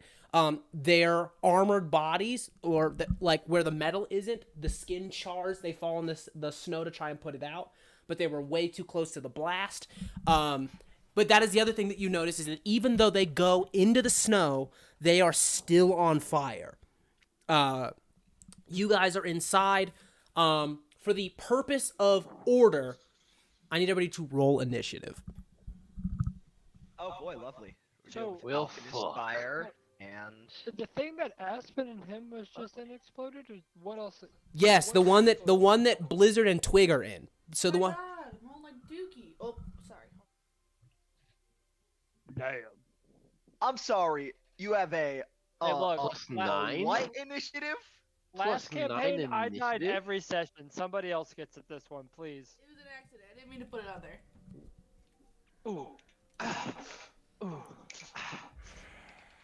Ooh. That sounded weird. Plus 9 I'm rolling like initiative. Fuck. Dookie. Who All has right. A plus 11 initiative. Oh man, I forgot we have to do this. So This woman can get a 31 on initiatives. Get Who? out of here. You! I literally just said it was an accident. I didn't mean to put +9. all right, +2 initiative. alrighty. So not everybody's saved, so that's fine, because you're not in the combat. They're not in the party sheet, so your initiative is 8. Gray's is 7. I've got a 13 on initiative. All right. Also, Sully, can you upload my sheet into the game? Did you send it to me already? Yeah, on Discord. Oh, that makes Also, sense because I'm not in Discord at all. I have one. Let me level send you my 1 token spell, too, right? just in case. What's up? I have one level 1 spell, don't I? You have, I believe, 1 level 1 spell. Yeah. Yeah, you have 1 level 1. So I sent you my my sheet and my token. Okay. I will work on putting those in. But at the top of the initiative is Crones. You are first to act. As you approach the back, fuck, I just opened Dropbox. You approach the back to start a bonfire so you can get some light. And as soon as the bonfire goes in, the entire back cabin explodes.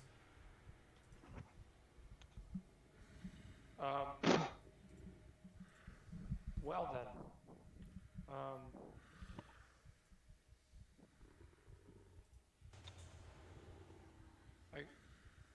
Do I see that hooded man? You do not, no. I need to. All right, what is it?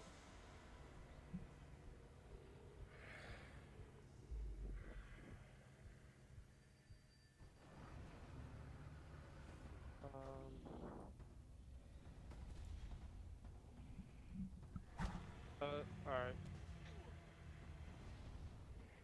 I'm going to, I guess, start circling like around. Whoa, what just happened? What happened? I don't know. The sound application just crashed. That was weird. Yep, so did mine. Rip. Lol. Oh, mine did too. What the fuck? Nice. Either way, it's all good. We'll we'll go. Open anything. I'm back. What's Did not like whatever sound you just tried to play. Apparently.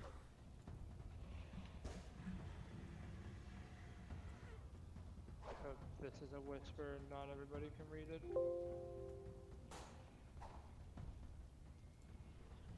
Alrighty.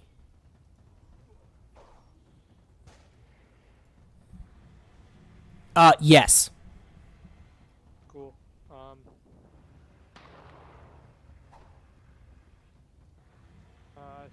Start riding towards, like, circling the cabin. Okay. You circle the cabin. You see that the entire back company has been completely, like, immolated by this outward blast. Like the whole company? You see that the guards are like incapacitated. So you see that from what you can see, the guards that were standing next to it are no more. If there are more guards, they may have like ran or like have gotten somewhere for safety, but you don't see any more else. And it's actually pretty difficult to see. Other than the giant roaring flames, the snow has picked up, and you're on the beginnings of a blizzard. Alright, do I see anything that piques my interest? Well, that would depend on what piques your interest.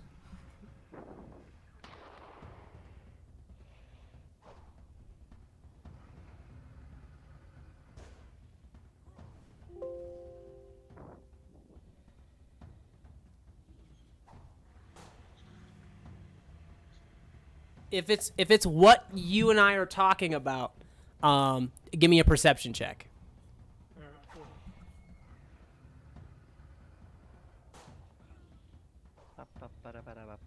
I really need to be better at fucking looking at things! Oh no! These rolls. You don't see anything as you're very close to the cabin. When it goes up in flames, your horse rears up, and you are shielding your eyes from the heat and the light.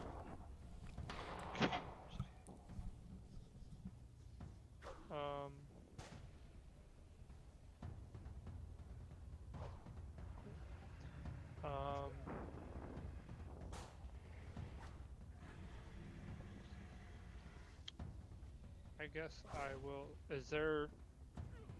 I'm gonna just keep circling until maybe like if somebody shows signs of like life or. Okay. You start to head around. I would say that you can make another check if you'd like, but that'll probably be like all that you can do. What, a perception? Yeah. Alright.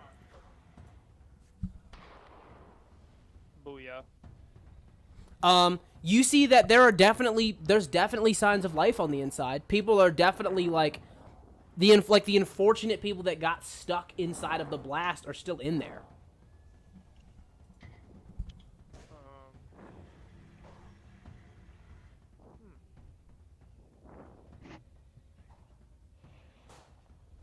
Just prisoners or anybody of like security? The security was on the outside. Well, I kind of just watch. Oh my god. Fair. You watch as that begins to happen. Wild. It begins to go up. He didn't Blizzard, want public executions. Blizzard, you are next. How's the inside of this cart looking? Burning. It is on fire. It's not long for this world. You see that strangely enough, the blast first off was outward, so a lot of the it was like almost like it was meant to force its way out as opposed to conflagrate from a center point, not like a grenade would where it does damage the closer you are to it. It's meant to like push its way out and well blow an exit. But you, like the flash happens, you are still there. But it is your turn. The flames are going up. You know that if you stay in here, like you don't know how much time you have, but at some point you're either going to suffocate from like you can hold your breath for 15 minutes.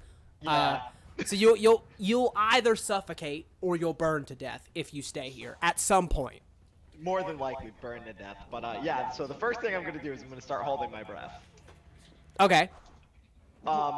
Second, and if you want to start the, let's see, I get 10 turns a minute. If you want to start the 150 turn timer, go right on. How about shut up? How's that sound? So first thing I'm gonna do is I'm gonna try and break out of my shackles again. Okay. Like all of them instead of just the ones. Give me a strength check. All right, come on, baby, good rolls. Not good rolls. Is that a strength check? You got no modifiers on that. Exactly, I have no modifiers in strength. It's tough.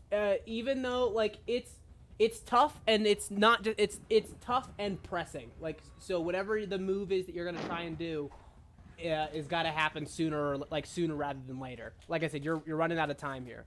Yeah. I don't have any moves, so I'm just gonna start banging against the cart. Okay. I can't make noise because I'm mute. So correct. You start to bang against the walls. Crones, you definitely hear somebody is banging against the now scorched the now like scorched wood that is beginning to completely consume that back cabin. Let me. Really? Did I not put it in here? What the hell where did I put it? Oh, that was the character sheet. Ed, your character is in Fantasy Grounds now. Your picture isn't. Gotcha. No problemazo though. But it is your turn. Let me. Give me 1 second. Let me pick him again. Let me see if I remember how to do this. There's some characters. Okay. Okay. So I am. Can I roll a perception to, like, do I know that the guy ran away? You're welcome to make a perception check and find out. Information that I have? Okay. So I'm gonna roll a perception check. Oh my god, why is my computer lagging so bad? Yikes. You have no That idea. doesn't work. The only thing you were able to see was that you were in the middle of arguing with Gray, and then all of a sudden it was just like as the back cabin went up. So you have no idea. Okay, I'm just gonna like ride up to it and see if I can help the people inside. Okay. What do you want to you like I said, situation's bad. You know that you're likely going to sustain some burns if you start using your hands. But like I said, you can whatever it is that you want to do. Can I use like wrap myself around my cloak and put my hood up to kind of like avoid getting too burnt? Oh yeah, for sure. That up a little bit. It's not a winter's coat, so it will unfortunately like not that it like it's not big and stuffy, so it's likely going to suffer some damage as a result. But you can absolutely get in there Yeah, to. but It'll definitely protect you. Yeah, it will it'll like, definitely. at least protect me a little bit, right? Yeah. Okay, I'm gonna jump in there and try to like who's inside the back cabin. Roll me a d6, please.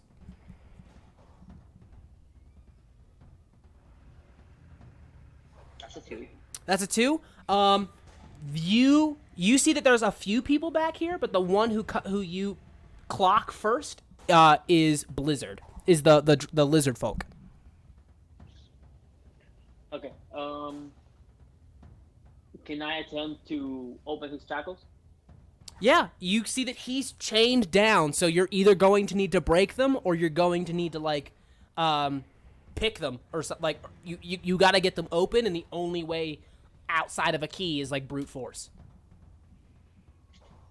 I mean, if I were to pick them, would I have to do like one time or like multiple checks? Looking at his shackles, give me an investigation check. Ooh, finally something I'm good at. 21. You see that it's like the chains are weaved. So if you were to pick his legs, his hand, like his wrists would still be shackled, but it wouldn't be pinned to his feet anymore. He would still be able to fully like maneuver his body. He just wouldn't be able to use his hands. Okay. I'm gonna say, well, you didn't just get out of an execution for me to let you die in a fire, and I'm gonna try to pick his legs. Like you said that the legs, if I free them, like the hand, like he will be able to get out of it, right? Yeah. So the chain that is between his wrists and his ankles is one chain. There is a ring there's a ring that is against the seat that he's on that chain goes through. So if you pick the chain from his ankles or his wrists, that chain will be free, go through the loop, and he'll have his legs or his arms, whichever one you pick. Gotcha. I'm gonna pick the legs, so at least he can like run out of the card. Okay, you're gonna try and pick them. What you say? I said, yeah. I said, okay. Are you going to try to pick them? Yeah, I actually have proficiency with these tools. Of course he does. So give me a. No, never mind. I changed that for Tinker Tools. Oof. I'm actually gonna try to break them. Give me a Use strength. my rapier to like kind of like get in between one of the chain links and just like pry like break it open. Yeah, give me an attack roll. Cool. Give me a second. The AC is 5. Holy fuck. Not 20. Hell yeah, roll damage. Hold up, because with the nat 20, could I try to get in between both like the hand and the leg chain? Kind of like get my sword in between them? I'll say with a nat 20, you leap into the fire. You've got like your hood, the hood to your jacket is kind of like wrapped around your neck to keep the smoke out of your face. You draw your blade, two like couple quick slashes that go between, snap the links off of like one that's next to the wrist, one that's next to the ankles. I will say with a natural 20, Blizzard, your hands and your legs are free. Hold on, give me 1 second, man. You're cutting off real bad on my end, so I'm just gonna disconnect from the call and connecting it from my computer. I think Okay. my phone is just bugging out. Give me a second.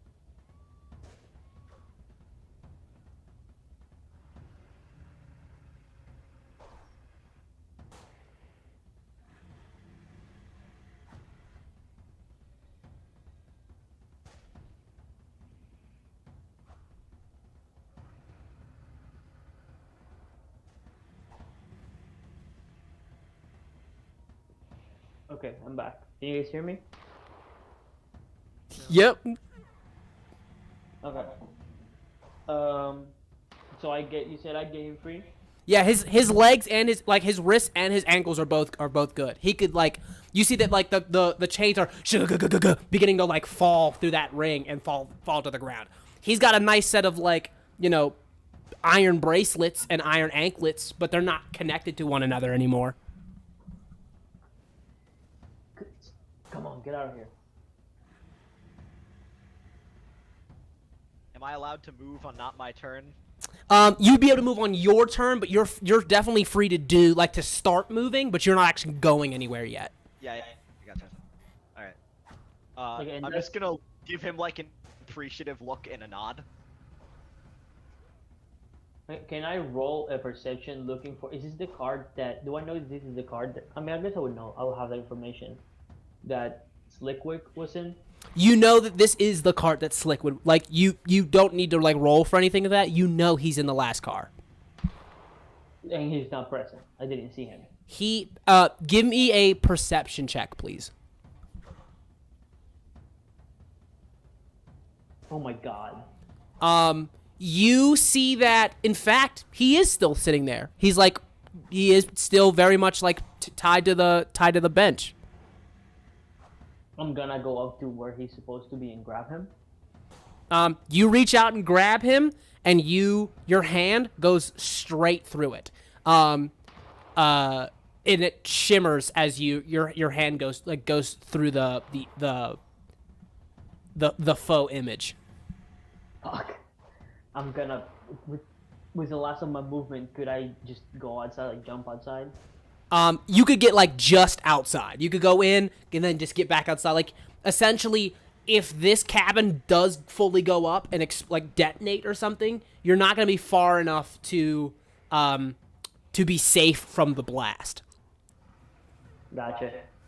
I mean, that's fine. It's better than being inside of it. 100%. So yeah, I'm gonna get outside. All right, you climb out one of the windows. It's like because that's really the obstacle is climbing in and out because there's no doorway anymore. You have to like climb over all of this debris. That's your turn. Twig, it is your turn. Okay, well, first things first, my sleight of hand should actually be a +8.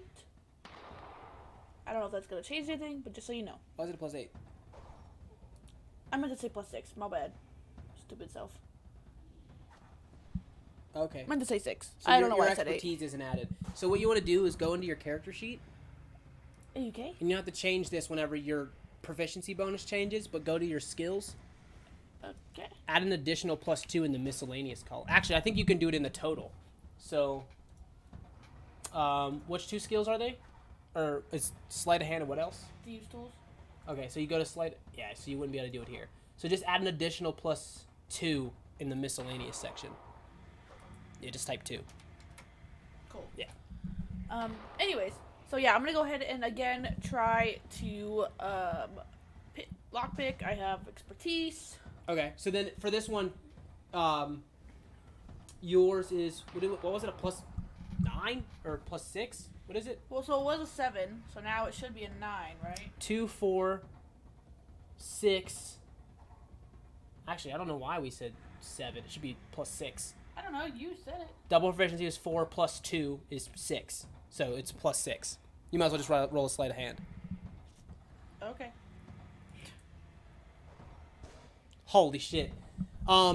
Luckily you started early, because this My is proficiency bonus is doubled for Yeah. any ability. only for the chosen skills. So sleight of hand is one of them, and thieves' tools is one of them. But this isn't. This is thieves' tools. We're using the thieves' tools because thieves' tools and sleight of hand are the same bonus. So we're just saying you're just using the sleight of hand. You started early. Lock is already halfway done. Pink comes loose. You watch as the chain falls to the ground. Your legs are still shackled, so you're essentially moving at half speed. But your arms are fully like good to go. Because I started early, would you grant me to do another roll, like basically advantage, and if I roll like a DC you pick in your head that both my feet came out into? So they're two separate locks. Oh, they are? Yeah. So basically, you have a lock in the middle here, like of your wrists, and then you have a lock in the middle of your ankles. But they're connected by a chain that goes through by the seat. Well, I never did choose which one I wanted to unlock, sir. You want to say feet? Yes. Okay, your feet come unlocked. Cool, but my hands are still But bound. Your hands are still bound. Cool, easy. I just start running Okay. with my 20-foot movement speed. Give me an athletics check, please. I'll say athletics or acrobatics. Okay. Cool. Oh, Cool. easy. You guys. So Ghost, you and Blizzard starts to work your way out, and you see literally like diving through one of the windows. You see the mushroom into the snow. That's not a natural 20. But you hit a DC 20, so it only used half of that half. So it would be like 5 feet. So you'd be able to get a little bit further away from the caravan should it go up. Cool. Actually, when I jumped through the window, I would like to second story work and make a running jump. So the distance is now increased by a number of feet equal to my dex mod. So 2 feet. Yes. So now I actually have like 16 feet left to run. There you go.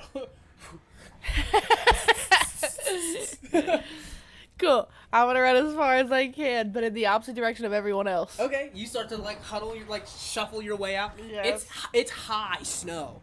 You said you're just shy of 3 feet. I have It's I like- have flat feet. That snow is up to your solar plex, up to like your almost like your chest. I have big flat feet, which means I float on top and I weigh nothing. So I'm on top of that bitch. You're running through the snow. Crazy. Gray, you're up. You don't have Okay, to use the fantastic. I can sense my echo. Is it still there? How much damage does? Actually, I'll say this: the blast. The way that the blast works is it doesn't deal damage to anybody that's close to it. At least not a lot of damage, not enough to be noticeable. So it is still there. It is still there, but it is like it has encroaching doom coming. Okay. Bonus action, gonna teleport towards that bad boy. You immediately warp to it. Yep. So I'm there, hand on the box. Gray just looks in like, oh, yes, the time's now. Takes out a hand axe and just breaks off the lock. Oh, sorry. Say that one more time. He takes out his hand axe, says now's the time, and breaks off the lock.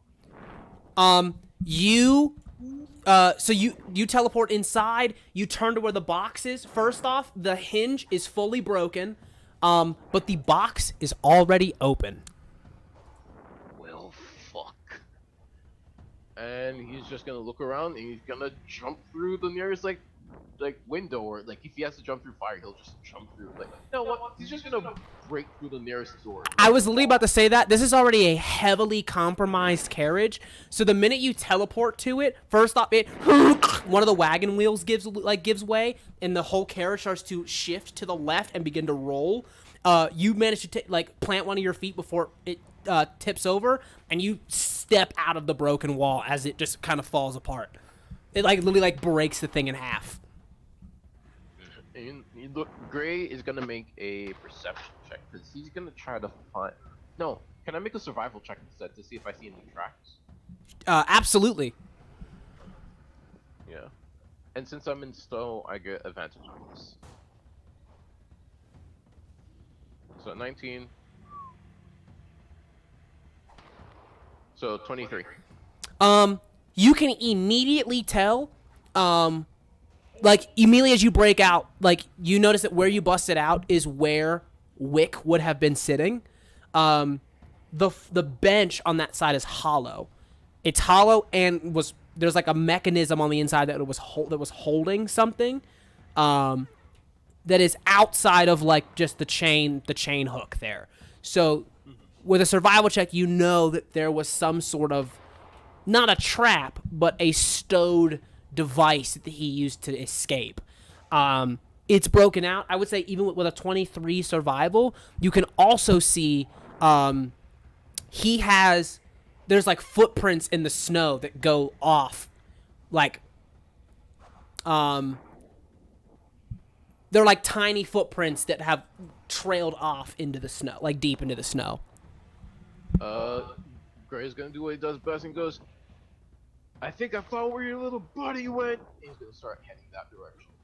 You, boom, just lumbering through the snow as you start to head through all these crazy high mounds of snow.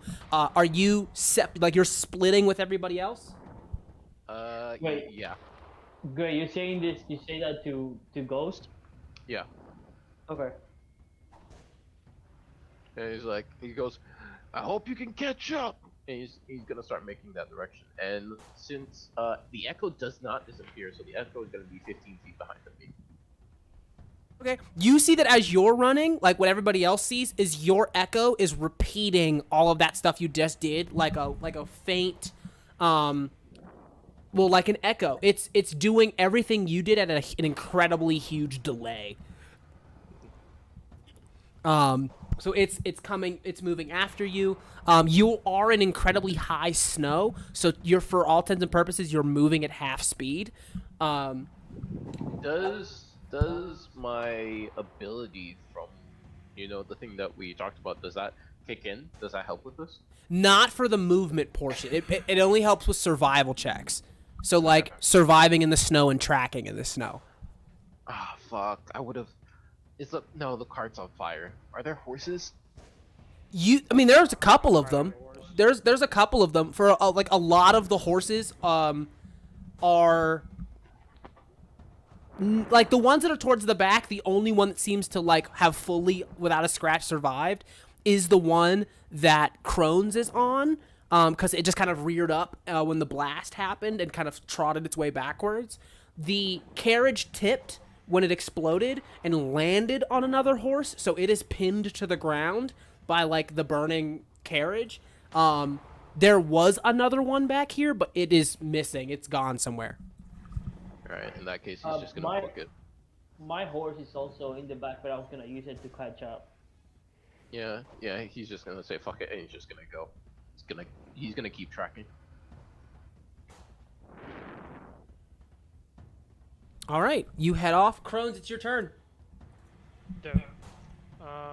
So do I see them getting out of the carriage? Yeah, you saw them go in, and then as he broke out, you saw that you saw that Gray said like, I think I know where your friend went as he ran off, and they began to chase him. Great. Okay.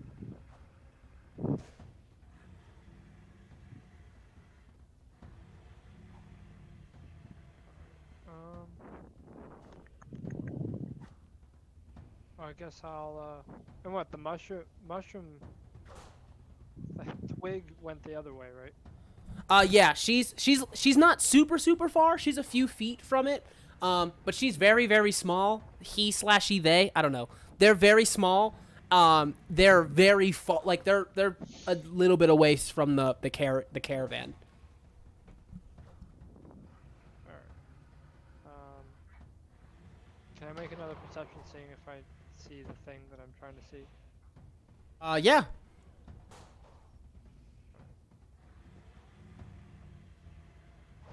With a -1.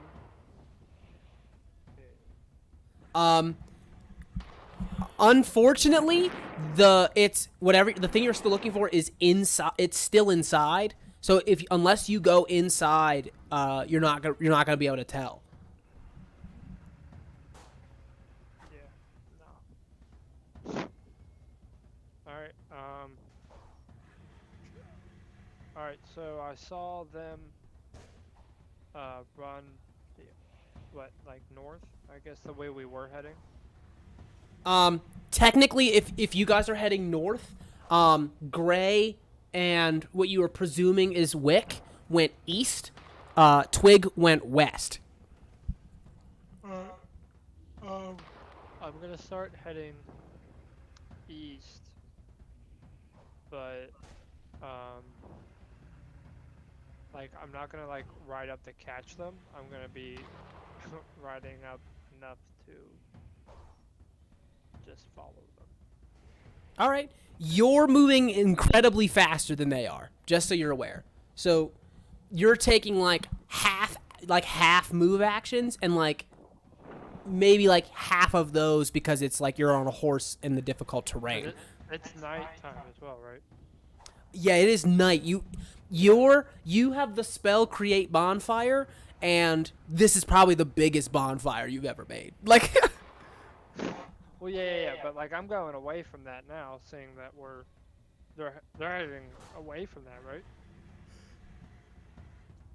yeah, sorry, I was yawning. Yeah, they're heading away from the away from the carriages on fire. So like, yeah, so I'll stay back, probably like 50 feet, just following them, just enough so that my dark vision, I could still technically see them. All right, easy enough.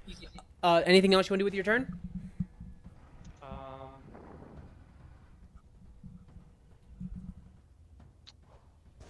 Can I make another nature check? Sure. I'll tell you this.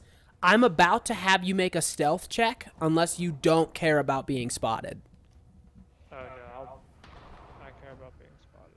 Okay. So then I'm going to say that you cannot, unfortunately, and then give me a stealth check instead. You do roll this with advantage, however. Oh, thank God.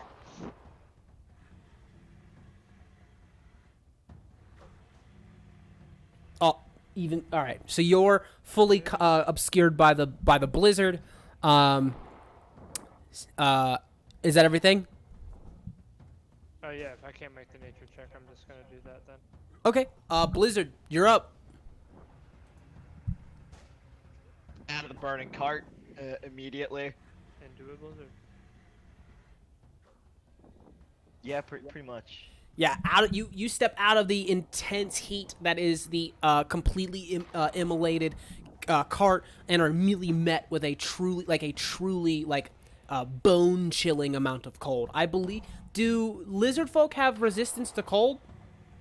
I think we have Let me check that because I think that might be fish people. I get natural armor. I get jaws. Blah blah blah blah blah. I get a. Yeah, as far as I know, I don't think I do. That's fine. I just needed to see determine the severity of how much the cold is affecting you, and and it's pretty bad. You guys aren't in heavy winter's clothes. In like it's kind of just these prisoners' rags, this kind of prisoner's garb. It's not meant for keeping the cold out. It's pretty bad. not all of us.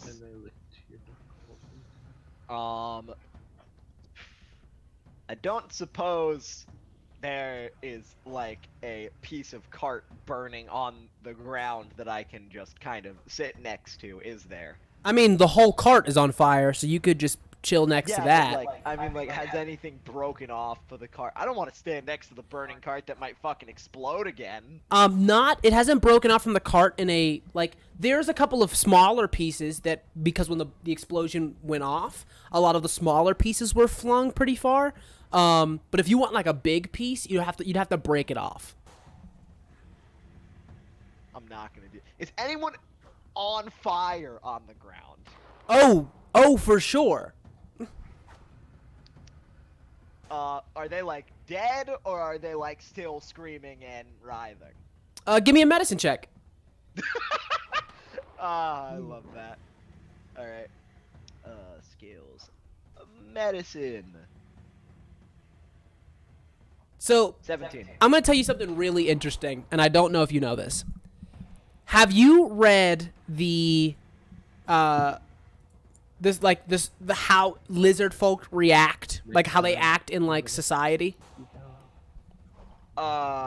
Different is I think the gist. If I remember. They're very much neutral parties. They don't really have Yes. enemies or allies.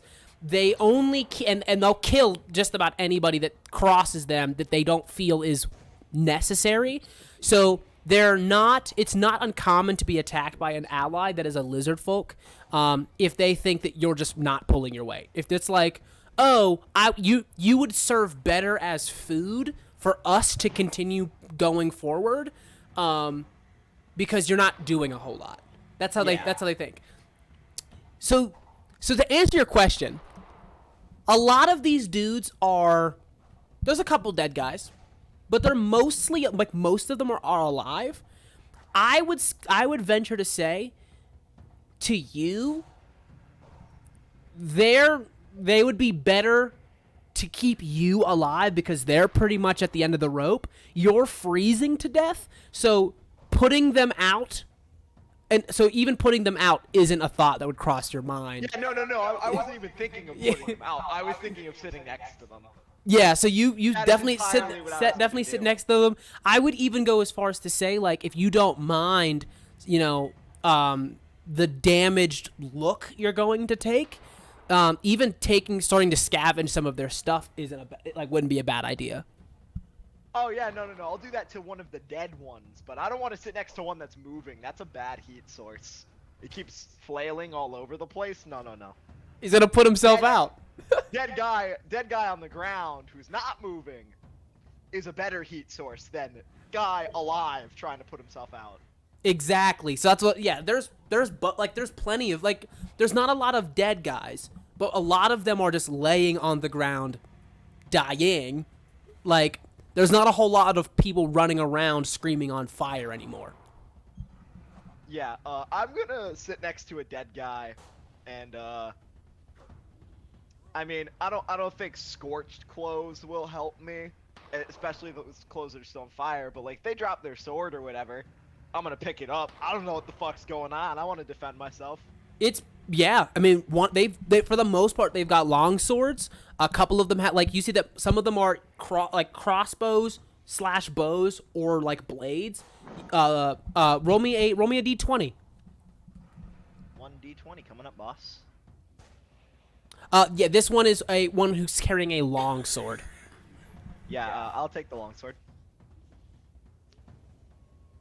And, All right, I'm not gonna do anything with it. you got a I'm sword. just gonna kind of plant it into the ground as I sit down and huddle next to this burning corpse for warmth. And yeah, I think that'll be my turn.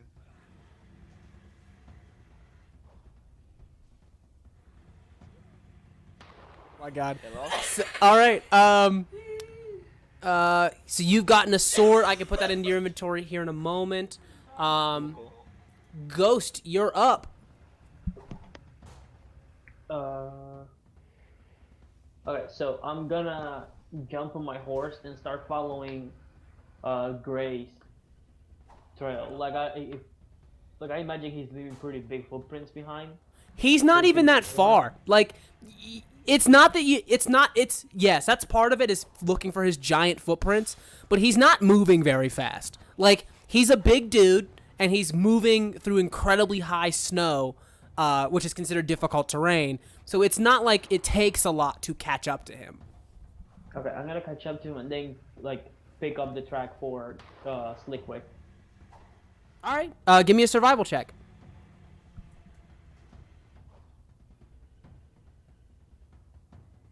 Okay. Well, I didn't roll it on the box. 16. Okay. The blizzard is starting to churn the snow pretty bad. You still have the trail, but if he gets too far, the blizzard will clean the path before you can get to him. Okay. So it's getting to the here's what I'm saying.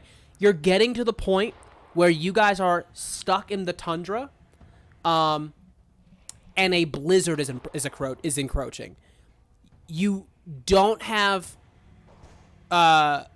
extreme weather clothing, and now that you're missing a ton of people, you're on your own, and if you don't think that specifically you and Gray will survive, like out here by yourselves, you may find yourselves out in the middle of nowhere with no help. Okay, I don't see Slickwick at all, right? No, that's the thing. Either Slickwick is moving super quickly, like unfettered by the snow, or he's doing something to aid in his escape, but he's up, like he's far in front of you. Isn't he a bird? Doesn't it just fly? Well, he would be gliding, but yeah. Great. Great. I really don't think we're gonna catch up to this guy today. Let's just go back. We'll pick up the trail tomorrow. You want me to go looking for him tomorrow? We'll figure it out. Okay, we can't do that every day. Fuck it. And like Gray just like you could see he was like pursuing with like very, very quickly. Just turns around, puts his arms behind his head, and starts like strolling back. You need a ride? Nah, I'm good. Just give me one of the car. Is the whole caravan fucked, or what's the deal there? Gray, you say that just over that little hill, that little mound hill that you've come down, you see, boom! The caravan has finally detonated. As you watch as a pillar of flame stretches into the sky. Ugh. You were saying? Isn't that ironic? Oh man. Okay, let's make our way back. Find a good place to pass the night, pass the storm, and we'll find him tomorrow. Dude, I am not looking for that guy tomorrow. Come on, The job was escort. We fought the job. I'm not bounty hunting. That's not what I came out here to do. Motherfucker. What if I paid you? To track him during the fucking winter storm? Oh, fuck. Dude, whatever your beef is, the fucker's gone. If you guys have like a fucking death bond, then you'll probably bump into each other at some point. You two continue your argument on the walk back, and as you get to the actual, like, the convoy, only the back car is there. Through the course of you guys chasing after Wick, you got some of you trying to escape the back car. The other cars that were in front of you, there was only two other cars. They have skirted off. They've hightailed it. You see a couple of footprints, like looks like humanoid footprints that have scattered in a couple of different directions.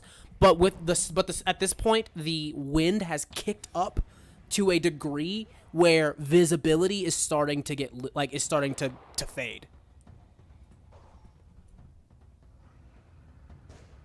Well, shit. Do I have a map of the area by any chance? In which degree? Like, do I have one for you right now, or do you just have a map? Do I have a map, like my character? All right. All honesty, be real. Do you think your character would bring a map into Icewind Dale? Let me think about this. I would. I mean, he's riding with the caravan, but like, Yeah. they need to make stops. It's probably more than a day's ride. So yeah, I think he'll bring a map, especially with like marked like towns and stuff like that. I'll tell you this. Yeah. I'll tell you this. Make an investigation check. Okay.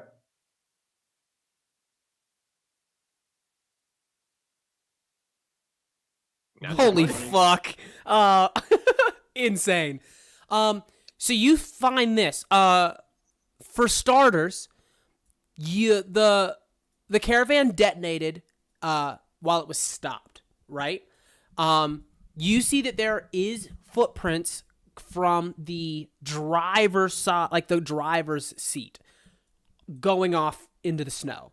So the driver is alive, from what you can tell, right? Where his bench was also like a trunk of personal belongings, food, some stuff for the driver, for him to have like within reach. When it blew up, shit went everywhere. Amongst that stuff, you find a scroll case that has a map of like, it was for the navigator in his passenger seat. Gotcha.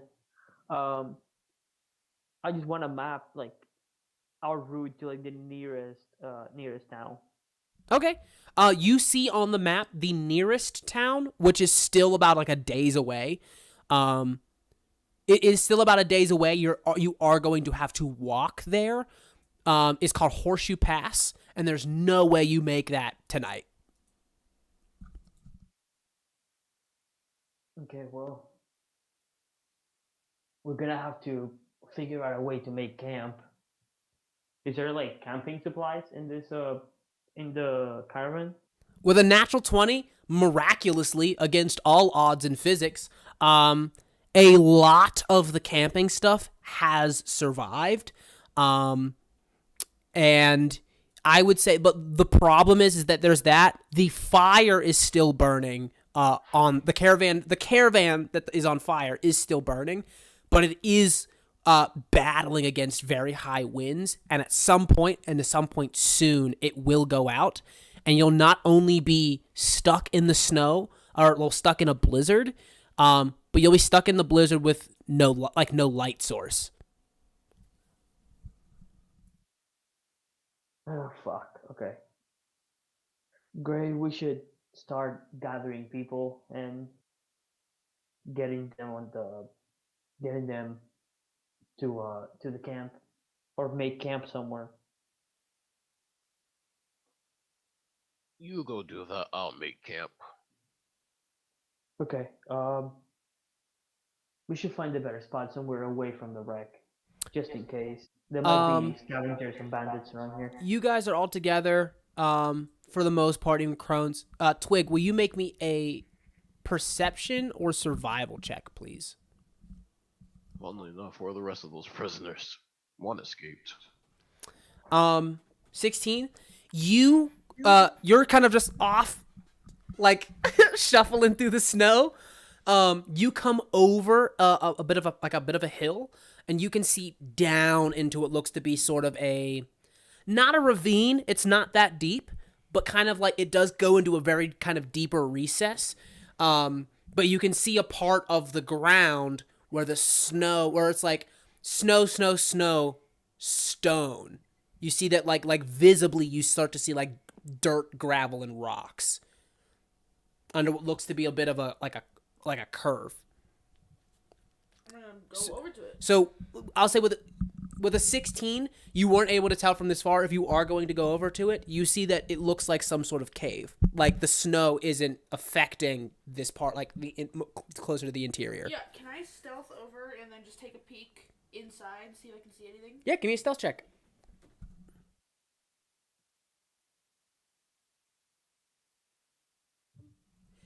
I mean, it's that's your stealth. You sneak in.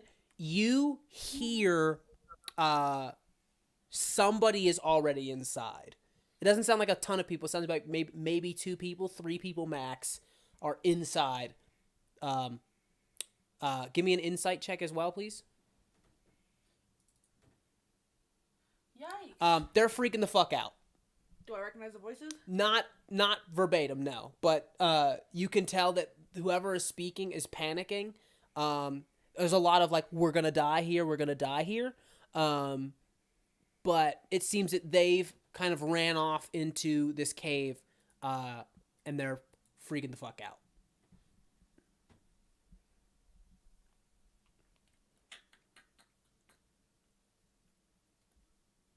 Can I look in?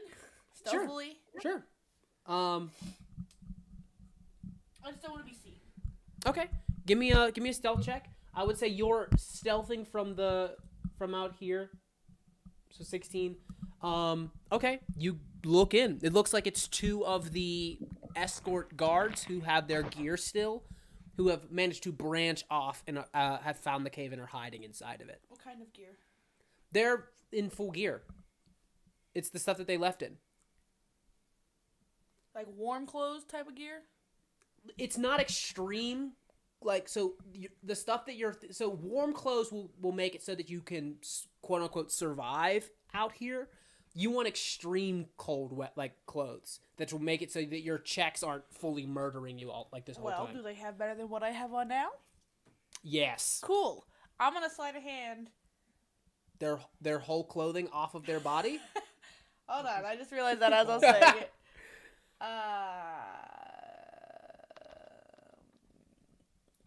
Sleight of hand character swap. It's like in Skyrim when you get into like people's inventory and you steal their clothes. And you when steal they're their walking. pants. You steal the weapon right out of their hand mid-combat. Where you crouch and they lose sight of you. Cool. Let's just stealth. Do they have like backpacks or anything with them? Yeah, like I said, they're in full gear. Okay. What that gear is I want to check in the backpacks for any kind of small something other that I could wear, whether it looks like a extra shirt, extra jacket, blanket. okay.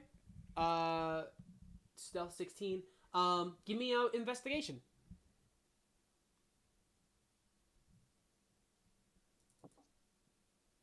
Holy shit. Fucking imagine. You see that their knapsacks are fully stocked knapsacks. They're what? Fully stocked. So they've got food, they've got actual bedrolls and tents that are kind of tied to the bottom under these lassos. Cool. Immediately sleight of hand, just take the whole bag. Okay, give me a sleight of hand. Cool. Say with a natural 20, roll it with advantage. Thank God. It's very they're heavy some bitches. They're heavy. Do you know what your pickup your Yes, I just saw it on this thing. I feel what your pickup and carry is? I feel like I just saw it somewhere. I just don't remember where I freaking saw it.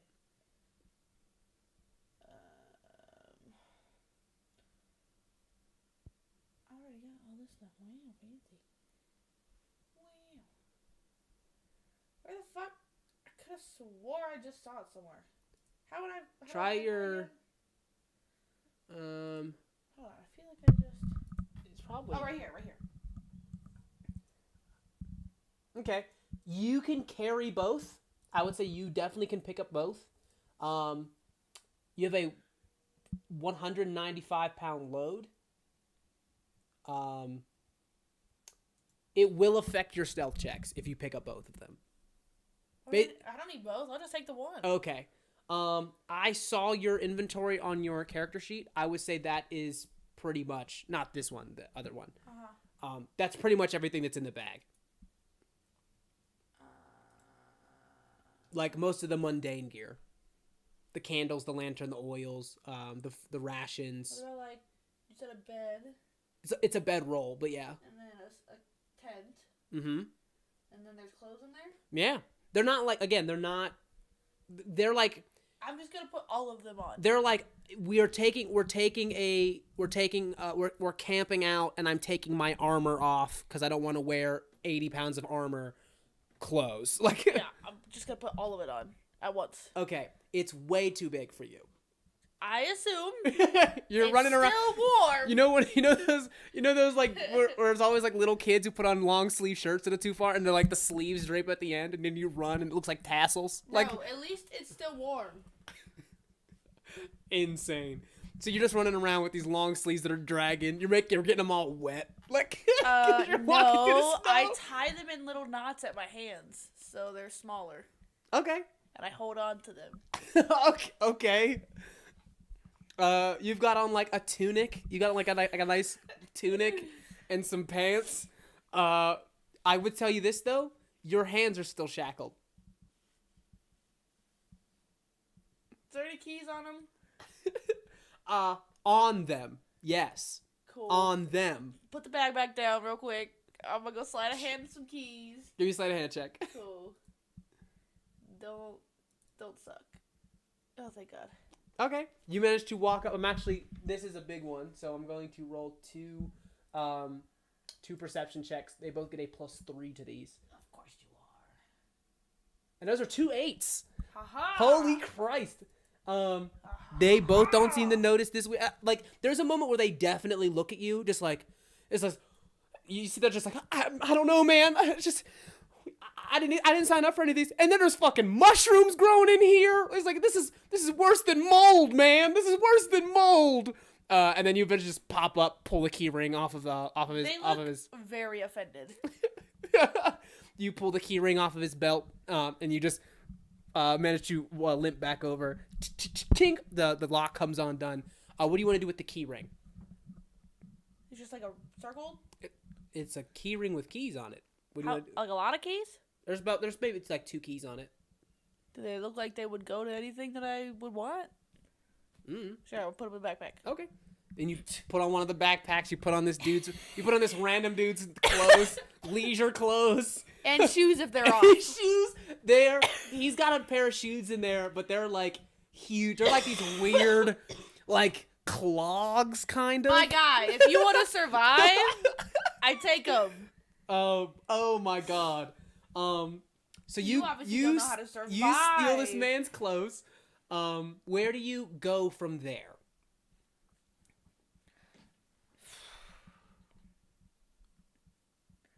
Do I even know where I am? Do I know the scenery whatsoever? Make a survival check. I'll say make a survival check with disadvantage. Yeah, I assumed.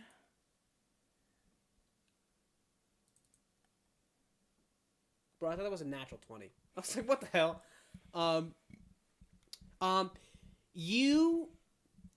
So 11 isn't that bad, at least not yet. You're getting there. You can probably find your way back to the crash site, but that's probably it. Like, the wind is picked up to the point where it's starting to mask your footprints from earlier. So you might be able to get to the crash site. You probably wouldn't be able to get anywhere else from there without any landmarks or anything. Yeah.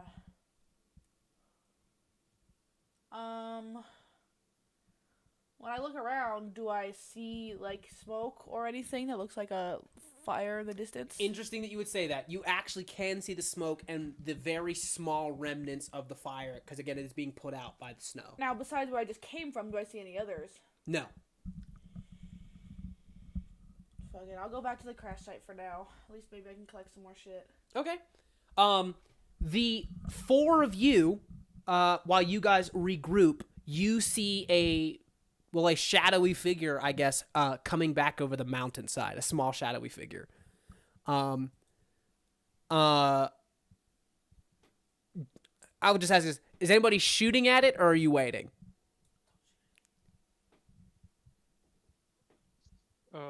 I'm gonna shout at it.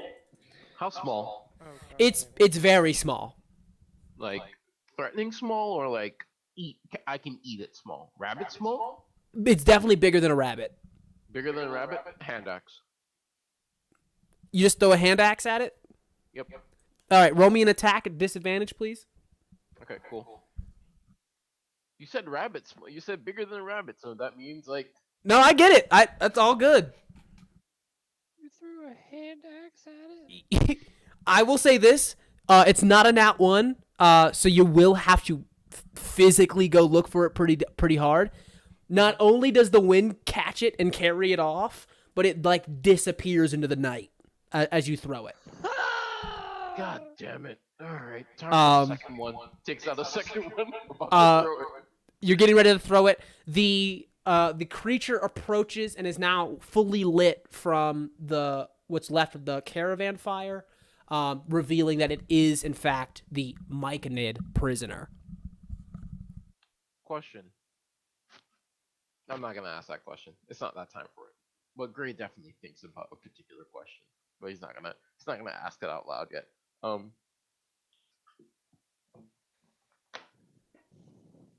Well, Ghost is gonna say, "Where the hell do you come from?" Yeah, I think so. To the Myconid? Yeah, to the mic in it. Completely ignores. I just walk straight up to the wreckage and I'm looking around and all the shit, trying to find stuff to scavenge. Okay. Are you looking in the caravan? Just if it's as long as it's not like on fire. Okay. Most of the stuff in the caravan is on fire. It's pretty. Also, there wasn't a lot of stuff in there from the beginning. You find that most of the stuff inside is destroyed. All of the seats, a lot of the chains are still there. They're just red hot at this point. You see that there's actually a full-on corpse inside, that is fully burned to crisp. There is a body that you guys literally actually left inside of the caravan that is burned to a crisp. There's a box, like a wooden chest, that is inside, that's opened up, and is like burned. So nothing I can take that would do me well. Not on the inside. Like I said, on the outside, I just said the wreckage. So there's literally anything I can find. There is remnants of like dead soldiers and stuff. You actually see that there's like one of the lizard folk is sitting down next to a burning body. It's almost at the point where it's going to go out. By the way, Blizzard, like I said, the wind is now kicked up another notch, and it is starting to put out a lot of the smaller fires, like those that are on people's bodies they're being put out. You see that there's a couple of like crossbowmen that were killed in the explosion. There's a couple of swords lying around, a couple of pieces of like busted armor where the leather straps underneath it were burned. So like it's just a shoulder piece or just the breastplate. Are they wearable? Okay. Hey, do I see the prisoner? The prisoner? Mm-hmm. Oh yeah. They're not doing anything to hide their identity, or hide from your sight. So you see them as they're just going around picking up long swords that are the size of like easily bigger than their body. Is this the one that blew up the bomb? No. That was Wick. That was the bird. Okay. My bad. DM, quick question. What's up? I know it's getting like dark and it's about to get real bad. Are there any functional carts left? No, so that was what I was saying earlier. The carts that were functional, the ones that like had a lot of the other supplies and stuff in it, seemed to scurry off when the explosions started, when the fire started to get real bad. While you guys were off chasing Wick and stuff like that, it seemed that they made a break for it to distance themselves from whatever was happening. Any tracks? Very, very little. Like, if you're going to make survival checks to chase them, you're going to be making checks at pretty high DCs. Alright, can I make a survival check to find shelter then? Yeah. Do you want to say anything about or do you just want to leave it there? Leave what there? About what you found earlier. What did I find? The cave. You with the two people? Yeah. Did I happen to find any weapons? Yeah, you found a couple of them. It's mostly like long swords. You find a crossbow, a few bolts. Cool. I'm gonna go ahead and like pick up what I can carry, basically drag it. I'm gonna walk over to whoever's closest to me, literally giving no fucks. Probably Blizzard is close to the lizard. Cool. Blizzard the lizard. I just got it, you son of a bitch. You're slow. It took you this It took me this long. Yikes. I literally said it before the section started. I didn't even hear it. Fuck you. Anyway. I go over to I guess him because he's closest, and I just kind of grab his clothes and like do like a yank thing that like kids do when they want to get your attention, and then I just start walking towards the cave. Very just like every step I take just looks annoyed, just like stomp. Like I pull on his clothes, drop a sword, stomp, and I'm going back to the cave.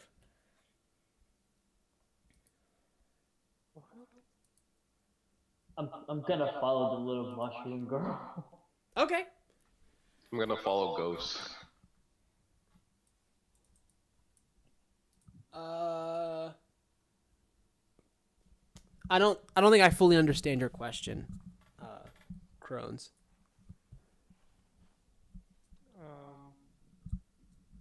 So like the prisoners that are like out, are there like any like is there a prisoner that's like, like further away from everyone else?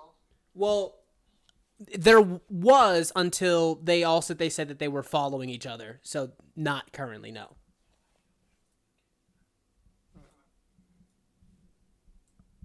So wait, who's all following who? So Blizzard is with Twig, and Ghost is with Blizzard, and obviously Gray is with Ghost.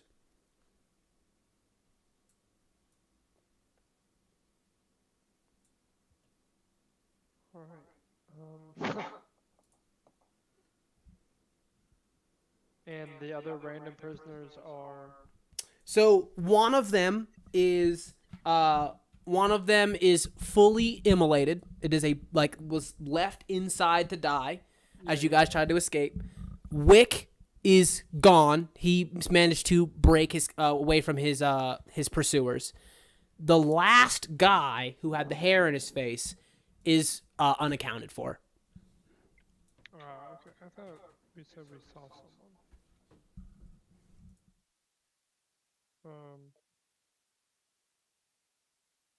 All right. Well, I guess I'm gonna follow like I was following before, but like not closely. Okay. You can definitely follow from a distance. Not that it's going to be a huge problem, but should you follow back and fall back any further, know that you're going to start you've dark vision, but you're definitely losing some of your sight from the snow. Falling back any further will definitely make that more of a problem. You guys all arrive at the mouth of a cave where there is faint light coming from the interior of it. So somebody is already there. And you notice now, Blizzard, that's what the mic and it was trying to show you. Not only a cave, but there's somebody in there.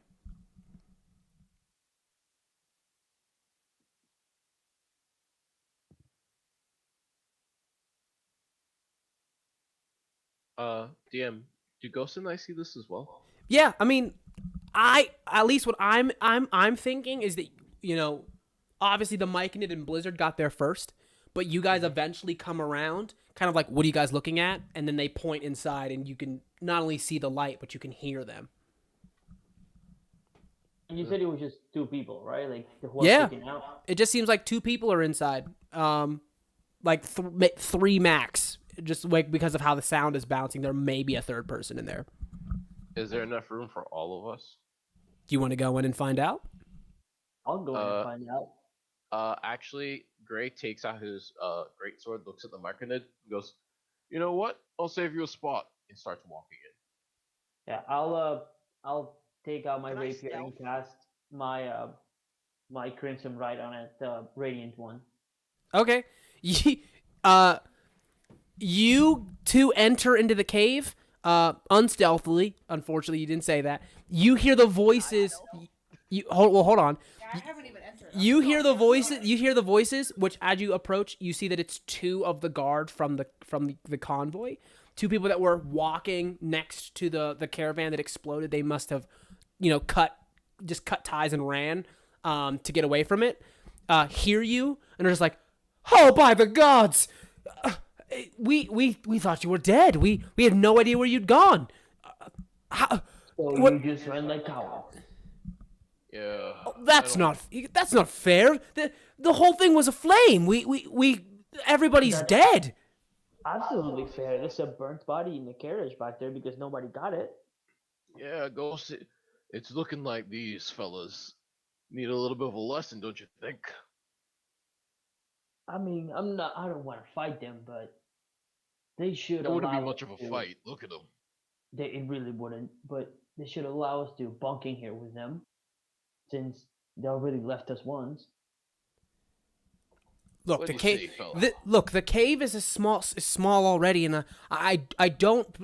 I'm unsure if there's space, let alone supplies enough in here for us. We only managed to even secure two packs. He points to the packs that they had lying against the wall, and he's like, "Wait, I could have swore there was two of them." Ghost. You hear that? They had 2 packs that suddenly went missing. Sounds like they ran and they're a bunch of liars. Oh man, seems like they might want to take camp by the train where it's safer. Yeah. What do you say, fellas? You want to go take camp by the train? You're mad. We'll die out in the snow. We didn't sign up for this anyway. It's either you die outside or you die in here. Your bet. Oh man, if only you guys had pulled your weight when the ship was going down. This might be a different conversation. You see, they look to each other. Both of them draw their swords. He goes, "You're mad. I'm not going out there. There's something's out there." And you see the other one. You see that the other one goes. He goes, "Will you shut up?" He goes before they realized they weren't supposed to come back in the first place. They both turn their blade. They both turn their blades to you. Hand axe. Roll an attack with advantage, please. I'm Yeah. gonna grapple one of them. Yeah, no, I'm hand axing this. And why am I rolling with disadvantage? I don't know. You're supposed to be rolling. Oh, I see why. Your armor. You're not proficient with the armor you're wearing. I'm not wearing any armor. Let's look. That's what you're not proficient in. I was gonna say that. You have a shield on. You have a shield. Are you proficient with shields? Yeah. Okay, try now. Yeah, that's so odd. Alright. What is going on? So, that first one's a 13. Second one is a 21. You throw two. So, okay, I hate to be that guy. You just rolled with advantage, correct? Yeah, Okay. I'm rolling the same one. I had 1 axe left. Yeah, you only have 1 axe. that's what I was about to bring up. I only have 1 axe, I know. You bury it into his chest. As as one of them turns back to you and just goes. He immediately quivering as his friend gets a axe fully embedded into his chest. He draws his blade and just guns it for you with his blade over above his head. You had an action prepared, Ghost, so you can go ahead and take it. Yeah, I want to disarm him and pin him down. Okay, give me an athletics check, please. Of course. Could I do this as an acrobatic? Unfortunately, you cannot. Okay. Well, here goes nothing. Oh, it actually wasn't that bad. That's 16. 16. So this is a plus Oh, 4. fuck, I didn't. 16. You both. So neither of you succeeds. So you both you reach for his weapon. He pulls it out of the way, puts a hand into your chest, pushes you back. His blade is still in his hand. And he will. Yeah, he's Wait, gonna. I still have a bonus action. Oh, okay, yeah, go ahead. Did you see what I said? Give me a second. Absolutely, you can absolutely do that. All right. Cool. Can I? Where is he standing compared to? Actually, I really don't care. So there was nobody between Gray and the guard that is still standing. Ghost has since stepped in front of him and has stopped his charge. But he's definitely still trying to charge forward with his blade, and he's you can see that he's definitely going to strike at Ghost at when he gets the chance. So, the square in which the man is charging at him at. Bonfire. God damn it! Hold up, dude, you didn't even let me take my bonus action. Oh, okay. Blood curse of binding. That's a strength save, correct? Mm-hmm. Yes, it is. All You right. took the same blood curse. 2 plus 3, that's a plus 5. That is a 20. not a natural, just 15 plus 5. Does not work. Yeah, so you try to you reach out and try to stiffen his blood to stop him from moving, but he is full of rage and full of bloodlust. Okay. Yeah, so yeah, now you can bonfire. Dex save is a plus 2, 2 plus 2.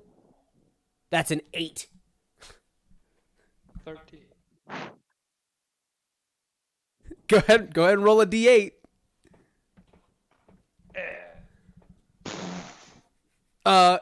You you see that you stop him. You stop him just in time.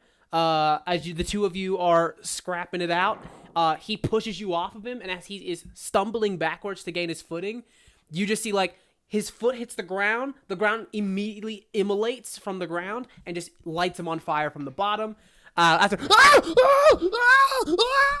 falls to the ground trying to pat himself out, but he finds no solace in this cave as he is cooked alive.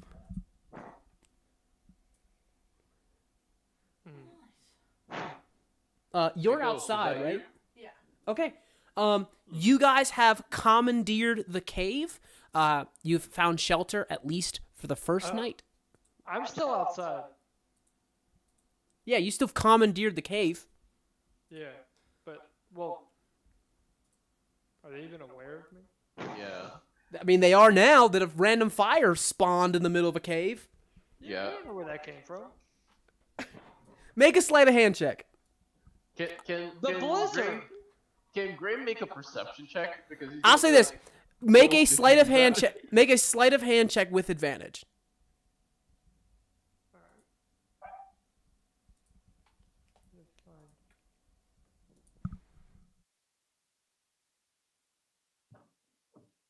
All right. Yeah, and the two of you can make perception checks if you'd like. Being me? No. I mean, Gray's just happy to have somewhere to sleep tonight. Heard. You're actually, like, it's not that you're one-track minded, but you're very focused, like, on the task at hand. The guy, you're just like, oh, the guy's dead. Cool. Oh, and we have fire for the night. Even better. Yo. Cool. Let me Dope. go pick up my axe. Let me just, yeah, My like, other axe. all right, yeah, on to the next trials and tribulations. Cool. And you come and you just sit down. Like, you're just finding, it's like, you're kind of like, damn, I wonder what, like, I would say that the failure comes from, the lack of interest as to where it came from. Like, Yeah. not so much that you couldn't see it, just kind of just like, oh, fire, sick. Like, Huh. Why would we get forced in the mouth? oh, cool, yeah. I mean, shit, we could always not have a fire. Dope, cool. You start to unpack and sit down to get ready to go into the night. So since you acted Crohn's, Twig, make a perception check, please. Perception. Doo-doo. Okay. So you don't notice it, like you don't see it, but that rumbling sensation that was called out earlier, something is hunting you under the ground, you feel for the first time. So at the very least, it's close. You also notice something else. As you look over, you notice that there is a weird light source that is coming from not off in the distance, like it's close. You take a second to look around you for a second. There's no fires. There's no light source outside of the bonfire. You notice the light is coming from you. Turns out Twig is bioluminescent. Oh, cool. That's cool. I like that a lot. Except for now, I'm fucked when I'm trying to be stealthy. Dude, these placements do make the fuck up because I also have my Crimson Ride, which like emanates light for 20 feet. But yeah. Anyways, but I'm outside of a cave. Yeah. Cool. I'm gonna go ahead and second story work and climb the outside of the cave. Okay. You don't have to climb. It's a hill that is like it's under a hill, so you just have to walk up the hill from behind. But there's also like not really a way to climb it, at least not from the front. Is there anything around I can climb? Do you just want to climb? Yes. There's a couple of frozen trees. Yeah. Let's do that. Okay. Give me a Constitution saving throw. Why? Just give me a Constitution saving throw. I don't want to climb trees anymore. Okay. Can I go to the top of the hill? Sure. You climbed it. You climbed to the top of the hill. Is it? Yeah. No con save? No. Cool. I'm gonna build my tent. On top of a hill in a blizzard. Look, man, I just don't want to be around these people. I'm trying to figure it out. If you want to build it outside, you're better off building it into the ravine. I would say, like, without rolling a check, you start to, like, set it up. The wind is hitting you the hardest up here. Yeah, I'm not gonna go. Like, Okay, go back down. Is there, like, any... What is a ravine? so it's a part where, like, it's, like, it makes a channel. Like, if this is, like, an even plane of ground, it makes a channel. Like, it goes down and it makes a channel. But a ravine is really, really deep. It goes, like, really deep into the earth. It's not that. It's not that deep. Did the other people kill those guards yet? Yeah. Cool. I'll walk in. Okay. Again, ignoring everyone. There's one of them. Start setting up my tent. You immediately walk into as the elephant steps on the stomach of one and pulls the axe out of his chest. Kind of like wipes the blood off on his pants. The other one is kicked off to the side that is fully charred. You just find a corner of the cave to yourself. Hey, Mushroom, good job. Like, he kind of like walks over to like pat you on the head, basically. I'll keep you alive. I'll keep you alive the longest. You're a good one. Completely ignored. I will finish setting up my tent, roll out my bedroll, get in, close the tent. Okay. Ghost is just looking at you like, we've been friends for like years. What? Yeah? What did he say? Wait, what did he say? Ah, fuck you. He says we've been friends for years, and I was like, yeah. So she found the cave. You guys, You're an like I asshole, said, you know? you guys shielded from the snow, having narrowly avoided sabotage and an attempt on a lot of your lives, get to survive for the night. But this is only the first of the perils that you will need to overcome. Emphasis on together. And that's all for this episode of, I almost said of the Unsleeping City, of the Cold Road. Tune in next time. This has been your Adventurer's Guide, and remember, it could always be worse. Worse.